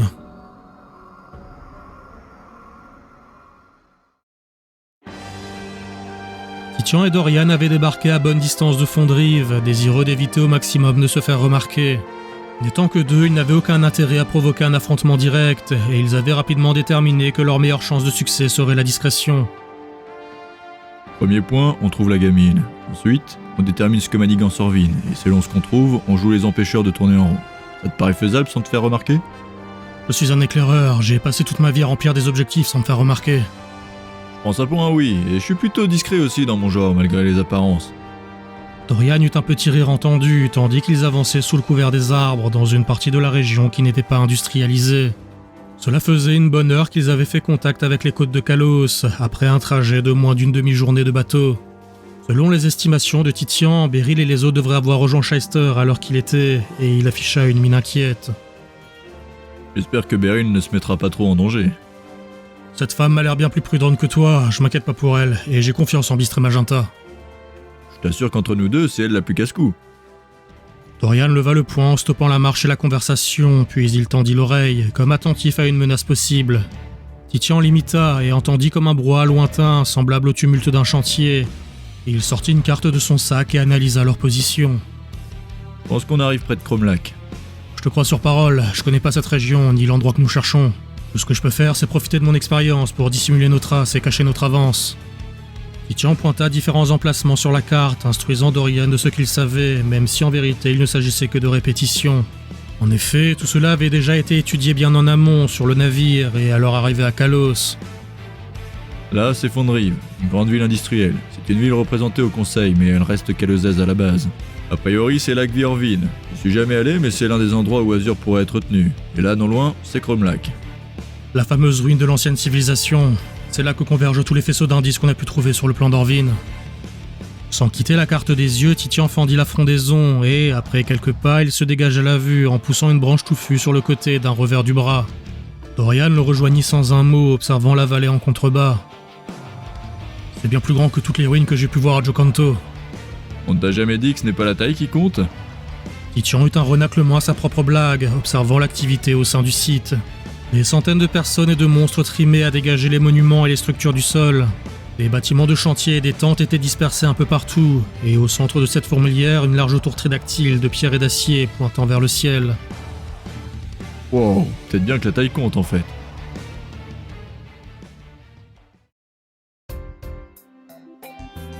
Le scientifique observa la machinerie antique avec curiosité, tandis que son assistant continuait de la manipuler de manière explorative. Il prit quelques notes en constatant que les nerfs quartz, nouvellement insérés dans le circuit électrique vétuste, semblaient alimenter cette console au même titre que d'autres aux alentours. Il entendit alors un bruit et se tourna dans la direction de ce dernier, curieux. Son assistant stoppa ses expérimentations et leva un regard vers son supérieur, lui demandant ce qu'il se passait. « Il y a peut-être un monstre sauvage. Normalement, les soldats ont fait le tour, mais on ne sait jamais. Continue de travailler, je vais jeter un œil. » L'homme sortit une balle de sa poche et se dirigea vers la frondaison épaisse qui cerclait la périphérie de Cromlac, là où il se trouvait. Ce n'était pas la première fois qu'un monstre parvenait à échapper à la vigilance des soldats, et comme toujours dans ces cas-là, il allait devoir faire fuir l'intrus sauvage. Pourquoi j'ai toujours me taper ce boulot? Si les soldats étaient plus efficaces, je pourrais juste me concentrer sur mes recherches. Il soupira en cherchant les traces communes du passage d'un monstre, mais ne trouva rien. Dépité, il scruta la zone en tournant la tête de gauche à droite avant de faire volte-face et de se retrouver face à Titian. Celui-là fait à peu près ta taille, on dirait. Le scientifique ne comprit pas, surpris par la rencontre incongrue, et il se sentit soudain perdre conscience quand un choc violent le percuta derrière la nuque, laissant apparaître la silhouette de Dorian. Il est maigre comme un clou, j'y serai à l'étroit, ça ira mieux sur toi. L'assistant continuait de travailler, allongé sous la console, en train de manipuler les câbles et les engrenages de la machine ancienne. Il entendit des bruits de pas non loin sans en voir la provenance, et sans quitter sa tâche, il demanda « Vous avez trouvé le monstre, chef ?» Il se sentit soudain tiré par les pieds sur le sol, sortant de force de sous la console pour se retrouver au pied d'une paire d'hommes qui le toisaient, et dont l'un portait les vêtements de son supérieur. Celui-ci afficha un sourire satisfait, quoique un tantinet taquin. Ah, celui-là me paraît un peu plus balèze. Il te va ?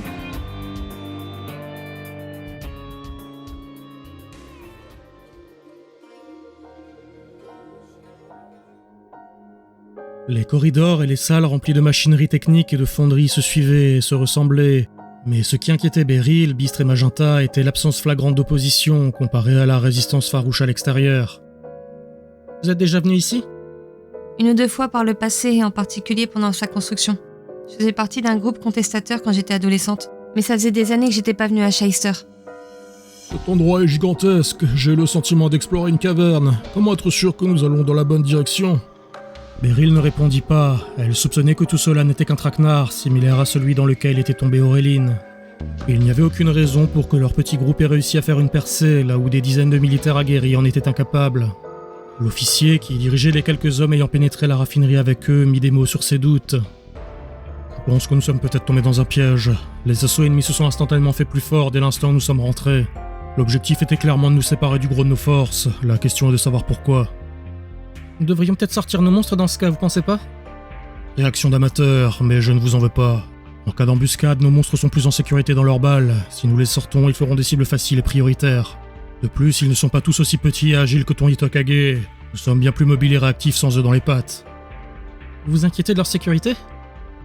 Le soldat observa le garçon, essayant de comprendre la question qui lui paraissait saugrenue. Évidemment, sans nos monstres nous sommes vulnérables, nous devons prendre soin d'eux. Alors pour vous, ce ne sont que des armes à entretenir ? L'homme soupira en se grattant la tête. Je ne veux pas parler pour les autres, mais dans l'armée, la plupart des soldats respectent leurs monstres. En tout cas, c'est mon cas. Alors bien sûr, il reste des outils, mais quand cet outil est ce qui te sépare de la mort, il y a forcément un lien qui se crée. Je pense d'ailleurs que c'est ce qui nous différencie des civils et des dresseurs d'arènes, tu comprends ? Pas vraiment, je vois pas de différence avec ceux qui se battent dans les arènes. Pour vous, se battre, c'est ce qui vous rapproche. Je trouve ça triste. Bistre se caressa la barbe, réfléchissant à la question, puis il intégra la conversation. Je pense que je comprends le point de vue. Tu es éclaireur depuis trop peu de temps pour avoir développé cela, mais même parmi nos guerriers, j'ai pu constater ce genre d'attachement. Mais nous n'utilisons pas de monstres pour nous battre ? Je ne parlais pas de monstres.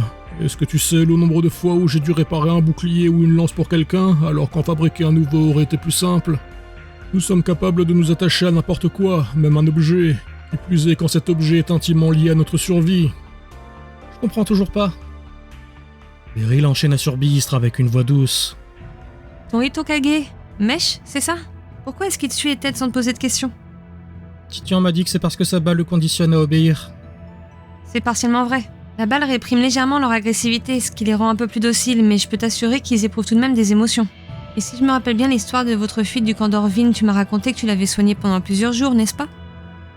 Oui, il était gravement blessé et ses plaies s'étaient infectées. Il était tellement traumatisé qu'il me mordait quand j'essayais de le toucher ou de le nourrir. Pourtant, il était déjà lié à une balle à ce moment-là. Pourquoi a-t-il changé de comportement, à ton avis ? Magenta garda le silence et observa Mèche qui ouvrait la marche, se déplaçant, se dandinant de manière joyeuse malgré l'ambiance sinistre. Il sembla remarquer le regard du garçon sur lui et lui renvoya un grognement affectueux. Tu sais, je suis pas partisane des combats de monstres et je trouve ça barbare. Mais je comprends ce qu'exprime Bistre et ce soldat. Ce lien qui se forme avec quelque chose ou quelqu'un à qui on doit la vie. Mais Mèche m'a jamais sauvé la vie et je l'ai jamais envoyé combattre. Toi non, mais lui oui, tu lui as sauvé la vie.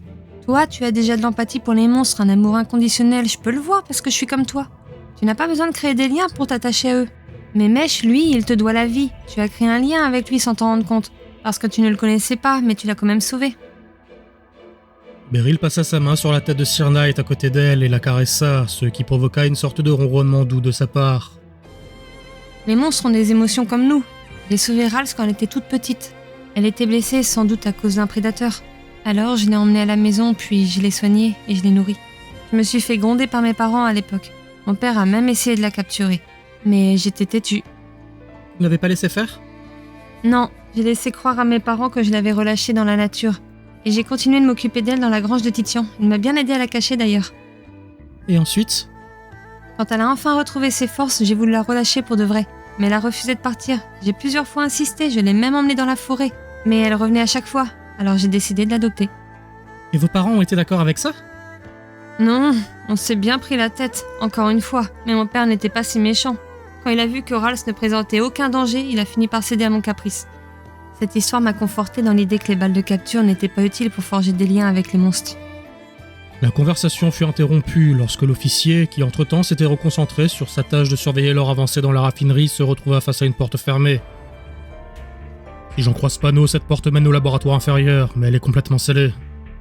Cela signifie qu'Aurélie n'est pas passée par là ? Le soldat observa aux alentours et Bistre fit de même, aidé par la lueur de la flamme de mèche. Le vieil homme passa alors son doigt sur une trace noire devant lui.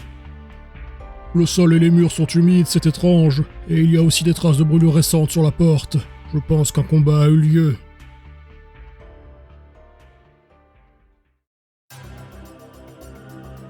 Galen était nerveux, son visage crispé par des tics et ses cheveux en désordre, tandis qu'il pianotait sur une série de touches et qu'il activait quelques manettes sous le regard renfrogné d'Auréline. La conseillère était à genoux, trempée et ligotée, ses vêtements en lambeaux et ses blessures indiquant qu'elle n'était pas au meilleur de sa forme. Elle toussa alors, recrachant un filet d'eau et fixant en silence son ancien collègue avec une intention réelle de meurtre. « Inutile de me faire ces yeux-là, vous ne me faites pas peur, je n'ai pas peur !» Vous êtes pris au piège, vous ne pourrez pas vous cloîtrer ici éternellement, Galen. C'est vrai, mais je n'ai pas besoin de l'éternité, non, quand Orvin aura mis son plan à exécution, je serai sauvé, je dois juste patienter, il viendra me sauver, il a besoin de moi. L'homme acheva sa manipulation en abaissant un levier et en observant les données qui continuaient d'être imprimées en boucle sur la longue lanière de papier qui s'accumulait de manière désordonnée sur le sol. Ils sont là, je savais qu'ils viendraient, je prévois toujours tout, je vous ai épargné uniquement pour vous le prouver. Galen eut un rire nerveux avant de s'approcher d'Auréline et de lui saisir la mâchoire pour la faire fixer ses machineries en les pointant du doigt. Vous pensez qu'on peut construire tout ça sans être prévoyant ? Je vous ai anticipé aussi, j'anticipe tout le monde, même Orvin. Il ne m'a pas trahi, oh non, ça faisait juste partie de son plan. Il n'y a que moi pour le comprendre. Vous êtes fou. C'est comme ça que les idiots appellent les génies. Regardez, je vais éliminer cette femme comme Orvin me l'a demandé, et le gamin de mon frère avec, de la même manière que je l'ai fait avec vous. Ensuite je pourrai contacter Orvin et lui annoncer ma victoire totale. Bistre, Beryl et Magenta sentirent comme un malaise et leur instinct ne les trompa pas, car soudainement toutes les portes de la pièce où ils se trouvaient se fermèrent, avant de se sceller par des mécanismes internes. Bistre se jeta sur l'un des sas, tentant d'ouvrir l'une des portes avec les soldats, sans succès malgré leurs efforts. Il se recula alors en grimaçant. On est enfermé. Il ne fallut que quelques instants pour que la situation ne s'envenime encore plus, et des vannes sur les murs s'ouvrirent pour commencer à déverser des trombes d'eau dans la pièce, sous le regard paniqué des prisonniers. Je crois bien qu'on a un problème.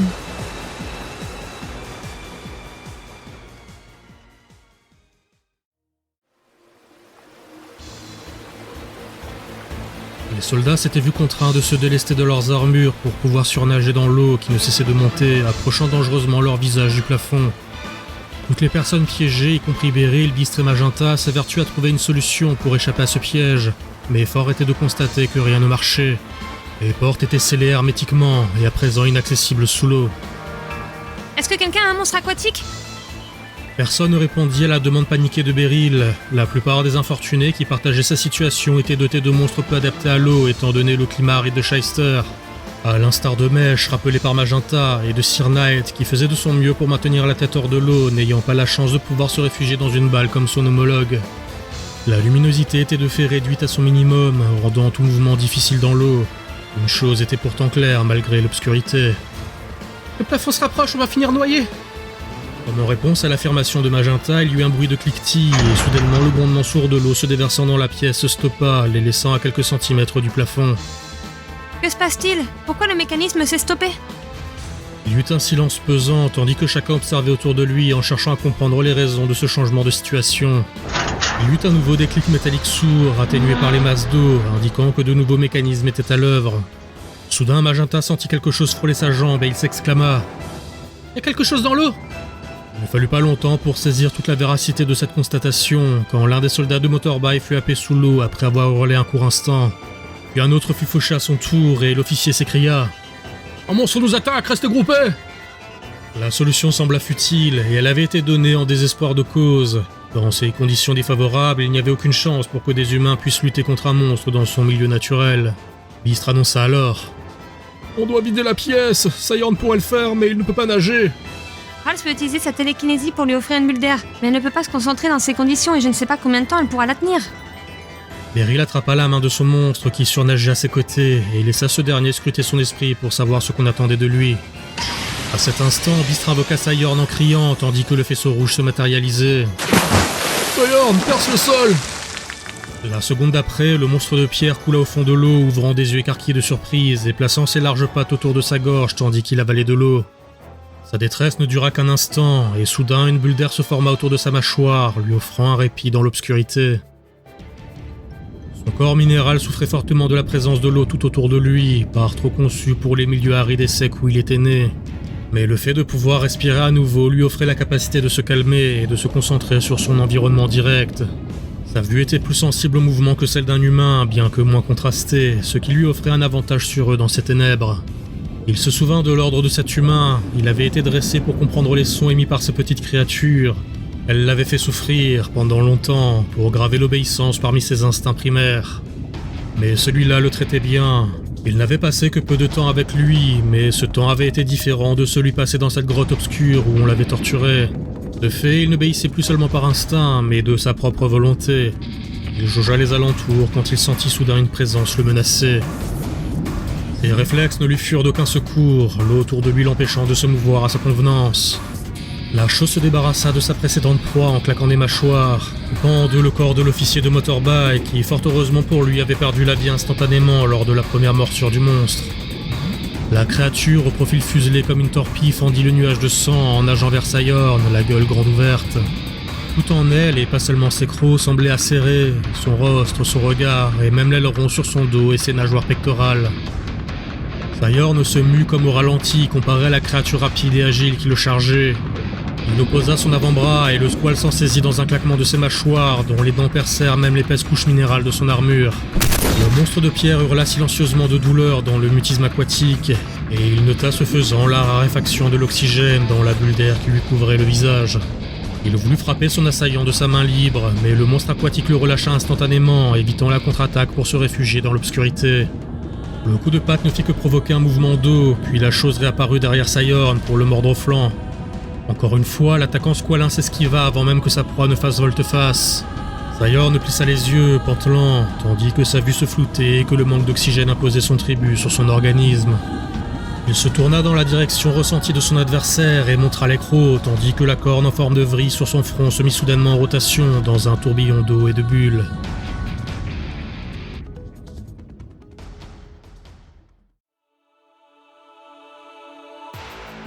Galen continuait de travailler sur ses consoles et ses machineries, jetant des regards aux données qui continuaient de défiler sur les liasses d'impression qui s'accumulaient au sol. Auréline, pour sa part, restait immobile à fixer l'ancien conseiller, avec une rancune exacerbée par son humiliant échec de tantôt. Bien, tout se passe comme prévu. La surcharge du météore suit son cours et Saméador doit certainement en avoir fini avec nos invités. Qu'est-ce que tu manigances, Galen? C'est quoi cette histoire de météore? Auréline, ma chère Auréline, que te voilà devenue bien curieuse. Mais je peux te répondre, puisque tu vas mourir bientôt, ainsi que tous ceux qui ont commis l'erreur d'attaquer ma ville. La conseillère de motorbike fronça les sourcils, ne semblant pas intimidée par la menace invoquée par Galen, et elle cracha.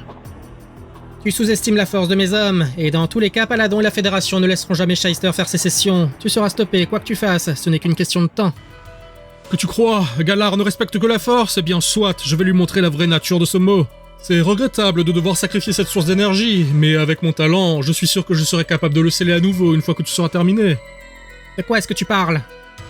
J'appelle cette chose Mugendina. C'est ce qui m'a fourni l'énergie nécessaire au raffinage de masse de l'Enerquartz en si peu de temps.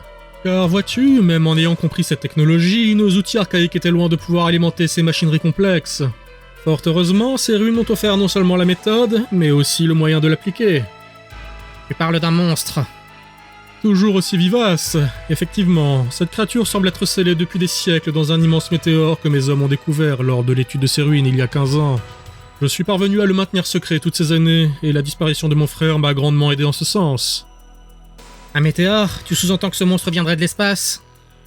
A priori, la composition de la roche dans laquelle il est enfermé ne correspond en rien à la composition des roches connues. C'est pour cela que je parle de météore. Mais en vérité, peu m'importe, ce qui est fascinant, c'est l'énergie massive qui suinte de cette pierre grâce à son prisonnier, prouvant à la fois qu'il est toujours en vie malgré les siècles et dans le même temps son immense pouvoir. Même la rosée dame d'Orvin n'est qu'une broutille comparée à cela. Un monstre endormi dans un caillou depuis des siècles, c'est ridicule, cette histoire ressemble à une fable. Tu ne crois pas si bien dire. Mes recherches sur cette chose m'ont permis de noter plusieurs corrélations avec la légende de l'épée et du bouclier. J'imagine que je dois remercier Orvin et sa passion pour les récits antiques.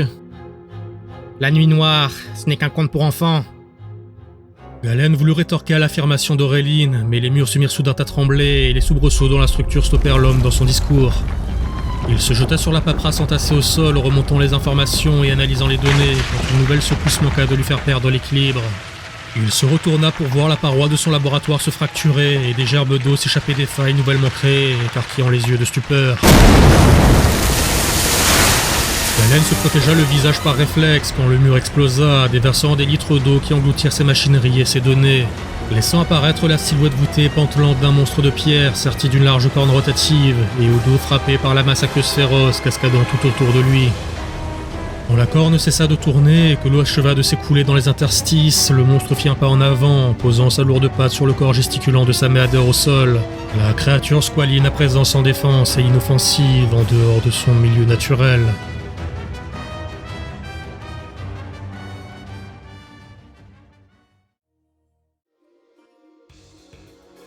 Titian et Dorian circulaient au sein du gigantesque site de fouilles dissimulé sous les frusques des scientifiques qu'ils avaient dépouillés. Heureusement pour eux, l'activité croissante du lieu rendait leur parcours aisé, tant la masse d'anonymes besogneux facilitait leur infiltration. Qu'est-ce qu'ils font ? Aucune idée. J'ai comme l'impression qu'ils sont en train de restaurer ces ruines. Sûrement pas pour une bonne cause, on ferait mieux de retrouver Azur et Orvin rapidement. Titian hocha de la tête et observa autour de lui, semblant réfléchir à une stratégie à adopter. Soudain, sous le regard surpris de Dorian, le déserteur s'approcha d'un homme portant la même tenue que lui et lui demanda en pointant du doigt le calepin subtilisé aux malchanceux qui leur avait fourni leur déguisement. « Excuse-moi, camarade, j'ai des données importantes à transmettre au seigneur Orvin concernant... » Titian hésita une seconde et observa le calepin, rebondissant sur une information qu'il y voyait. « Le secteur périphérique 52. Ouais, on a découvert un super truc important là-bas. C'est assez urgent. » Dorian serra le poing. Il était resté en retrait et n'entendait pas ce qui se disait entre Titian et l'inconnu, et ce dernier semblait de plus en plus sceptique au fur et à mesure que le déserteur continuait son discours. Jusqu'au moment où Titian lui offrit une tape dans le dos et un grand sourire avant de rejoindre Dorian. « Pourquoi tu fais cette tête ? Y a un problème ?»« C'est toi le problème, qu'est-ce qui te prend ?»« Ah, oui, c'est vrai. Orvin se trouve sûrement dans ce gros bâtiment là-bas. Et m'est avis qu'Azur y sera aussi. »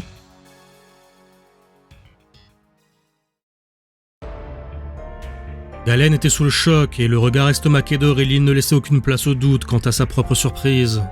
Sayorn pressa sa lourde patte sur la nuque de sa méadeur, la brisant dans un craquement pour mettre fin à son agonie. Son regard de prédateur se tourna ensuite vers le conseiller de Shyster qui recula jusqu'à se retrouver dos face à ses consoles. Il voulut attraper la balle de Métagros à sa ceinture, mais un jet de flamme le stoppa net en lui brûlant la main et lui faisant lâcher la sphère sur le sol quand la petite forme reptilienne de Mèche sortit de derrière Sayorn, accompagné de Magenta, Bistre et les Galaréens. Son regard se renfrogna et ses dents se serrèrent face à ses ennemis. « On dirait que le vent a tourné, Galen !»« Rendez-vous sans faire d'histoire, conseiller. Nous avons des questions à vous poser. » Galen observa à tour de rôle chacune des personnes qui avaient fait irruption dans la pièce en fracassant le mur. Le monstre de Bistre, bien qu'affaibli par l'eau, semblait dans un état extrême d'agressivité et il montrait les crocs dans une posture menaçante.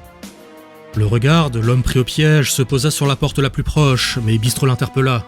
« J'éviterai cela à votre place. Sayorn ne fera que peu de cas de votre sécurité si vous tentez de fuir. » Le visage de Galen s'empourpra de colère et il cracha à moitié fou.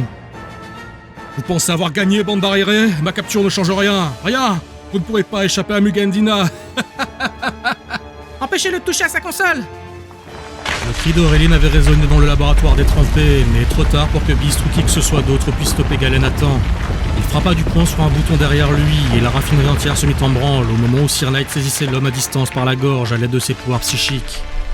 Le prisonnier suffocant gesticula dans les airs en cherchant à se défaire de la strangulation invisible, jusqu'à ce que les quelques soldats galaréens survivants ne le saisissent à leur tour pour le maîtriser. Beryl stoppa son monstre et défit les liens d'Auréline. Cette dernière la remercia, quoique toujours avec sa froideur habituelle quand Beryl lui demanda. « Qu'est-ce qu'il a fait, conseillère ? Pourquoi la bâtisse tremble comme ça ?» Ce serait trop loin à expliquer, mais pour faire simple, Galen s'apprête à libérer un monstre surpuissant sur Galar. Un monstre ? Quel monstre ? Vous le découvrirez bien assez tôt, et vous regretterez de vous être dressé contre moi et Orvin. Orvin vous manipule, espèce d'idiot. Qu'est-ce que vous manigancez ? Galen éclata à nouveau de rire, malgré le fait qu'il soit plaqué au sol par une paire de soldats. La nuit noire ne sera que le début de vos problèmes. Quand Orvin aura réactivé le site de Chromla, qu'il aura avec lui le pouvoir d'un dieu, et il soumettra Galar et Kalos à la nouvelle ère que nous avons imaginée. La nuit noire? De quoi il parle? Le sol trembla à nouveau, et la structure de métal du laboratoire crissa sous la tension qui lui était imposée quand Beryl répondit. Le mythe fondateur de Galar. La légende raconte qu'il y a 2000 ans, une créature céleste serait descendue pour soumettre nos ancêtres. Elle a plongé le pays dans une nuit perpétuelle et son pouvoir a transformé les monstres en des créatures difformes et cyclopéennes. Mais un héros se leva parmi les hommes, et armé de l'épée Scian et du bouclier pourpre symbole de Galar, il défie le monstre et le scella pour l'éternité. La secousse qui suivit l'explication fut encore plus forte que la précédente, et Auréline grimaça. Ce n'est pas le moment de raconter des histoires de grand-mère. Quoi qu'il se passe, on ferait mieux de sortir de là. La remarque fut confirmée par le craquement sinistre de l'acier et de la roche brisée tout autour d'eux, et le groupe se hâta vers la sortie, se rendant compte que ce n'était pas seulement la raffinerie qui subissait le contre-coup de l'action de Galen, mais la montagne entière.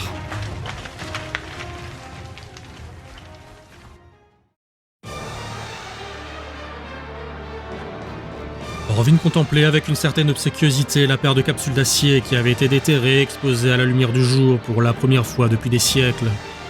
Azur, pour sa part, était à genoux sur le sol, les mains attachées dans le dos, depuis que les soldats de Fondrive, excédés par sa rétivité, s'étaient vus accorder le droit de la ligoter et de la faire sortir de force de ses quartiers. Orvin lui parla sans quitter des yeux les immenses containers archéotechnologiques. Vous êtes réellement un signe de la Providence, ma chère. Non seulement vous allez me permettre d'asseoir ma domination de manière légitime sur Galar, mais en plus votre connexion avec Latias m'aura permis d'obtenir l'énergie nécessaire à la réactivation de ce site. Vous aimez toujours vous entendre parler, hein? N'êtes-vous pas curieuse? Nous vous approchons de la conclusion. Je me ferai un plaisir de vous expliquer ce qui va arriver, si vous me le demandez. Je m'en fous. Orvin eut un ricanement et donna quelques instructions à ses hommes qui s'attelèrent à brancher d'immenses câbles aux deux caissons. L'un de ses soldats lui apporta alors une petite boîte scellée qu'il ouvrit devant son maître en posant un genou à terre. Orvin, sans même une once d'intérêt pour son subordonné, attrapa la balle rouge dans le coffret et l'observa avec emphase. La balle origine, cet artefact antique a soi-disant la capacité de capturer même un dieu. Rien que ça, je me demande si elle pourrait aussi contenir votre ego. Joli trait d'humour, ma chère, mais vous ne semblez pas saisir l'importance de ce qui se joue ici. Nous sommes à l'aube d'une ère nouvelle, une ère où l'humanité imposera sa domination absolue sur le monde. Aussi bien les dieux que les monstres seront nos esclaves, et je serai l'architecte de cette nouvelle civilisation. N'est-ce pas excitant?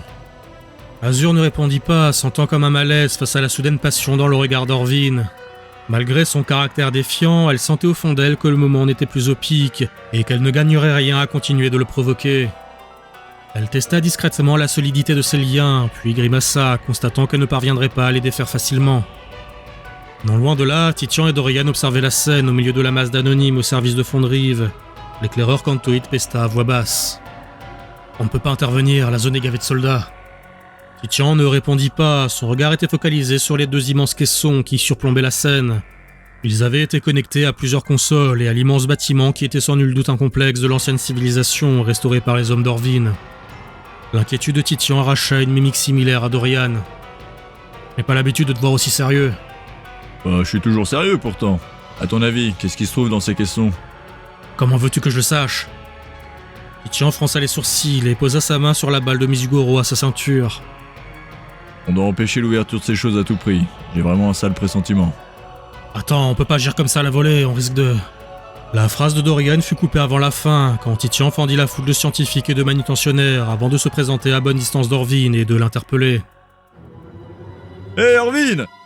Le conseiller de Fondrive eut un léger rictus mélangé de dégoût et d'irritation à la vue de son ancien officier, et lui offrit un regard méprisant avant de répondre. « Tu es encore en vie, Titian. On dirait que Galen n'a de cesse de me décevoir. » Tu parles du type qui est en train de se faire rouster par mes potes à Shyster? Dorian pesta, restant en retrait et insultant mentalement son camarade pour son manque de discernement et de prudence. Toute l'attention de la foule était à présent concentrée sur le Galaréen et Orvin, et cette constatation permit à Dorian de saisir la teneur de l'action. « C'était ça ton plan, espèce de débile, attirer l'attention sur toi? Ma parole, ce type est totalement imprévisible, c'est insupportable, mais je dois tirer parti de la diversion qu'il m'offre. » L'éclaireur s'éclipsa discrètement, profitant de l'absence d'attention sur lui pour faire le tour et se rapprocher de la position d'Azur. Pendant ce temps, Orvin et Titian continuaient de se faire face. « Qu'espérais-tu en te présentant ainsi devant moi? Plusieurs centaines de mes hommes cernent la moindre échappatoire. Ta stupidité n'a-t-elle donc pas de limite ?» Les limites sont faites pour être dépassées, non? Et pour te répondre, j'espérais que tu m'accordes un petit duel. Pourquoi accepterais-je, alors que je n'ai qu'à ordonner ta mort pour l'obtenir? Azur ne comprenait pas ce qui arrivait. La soudaine apparition de Titien avait détourné l'attention des soldats alentours, lui laissant plus de marge de manœuvre pour tenter de se libérer de ses liens. Mais malgré cela, ces derniers restaient trop solides. Elle sentit soudain un petit choc à l'arrière de sa nuque lorsqu'un caillou la toucha et elle tourna la tête vers la foule derrière elle. Son regard scruta l'assemblée jusqu'à se figer sur un visage qui n'avait rien à y faire. Dorian lui fit quelques gestes en langage des signes pour l'inciter à ne pas le fixer directement et elle obtempéra. Ne serait-ce pas plus satisfaisant de me tuer toi-même, depuis le temps que je te traîne dans les pattes? Allez, je suis sûr que t'en meurs d'envie. Il est vrai que d'arracher ce sourire de tes lèvres moi-même serait un peu plus agréable. Soit, j'accepte ta dernière volonté en la forme d'un duel, et ta défaite pitoyable marquera l'avènement de mon règne incontesté. Tu aimes toujours autant les symboles et les mises en scène, on dirait. Tian lança l'une de ses balles en avant, et la silhouette étrange d'un monstre vert à l'apparence d'un champignon monté sur une paire de pattes musculeuses apparut. En réponse, le cri strident d'Armorga résonna, recouvrant le bourdonnement entêtant des machineries qui s'activaient tout autour d'eux. Ce fut pendant ce même temps que, dans l'indifférence globale, une balle roula discrètement entre les jambes des badauds, jusqu'à atteindre les mains ligotées d'Azur.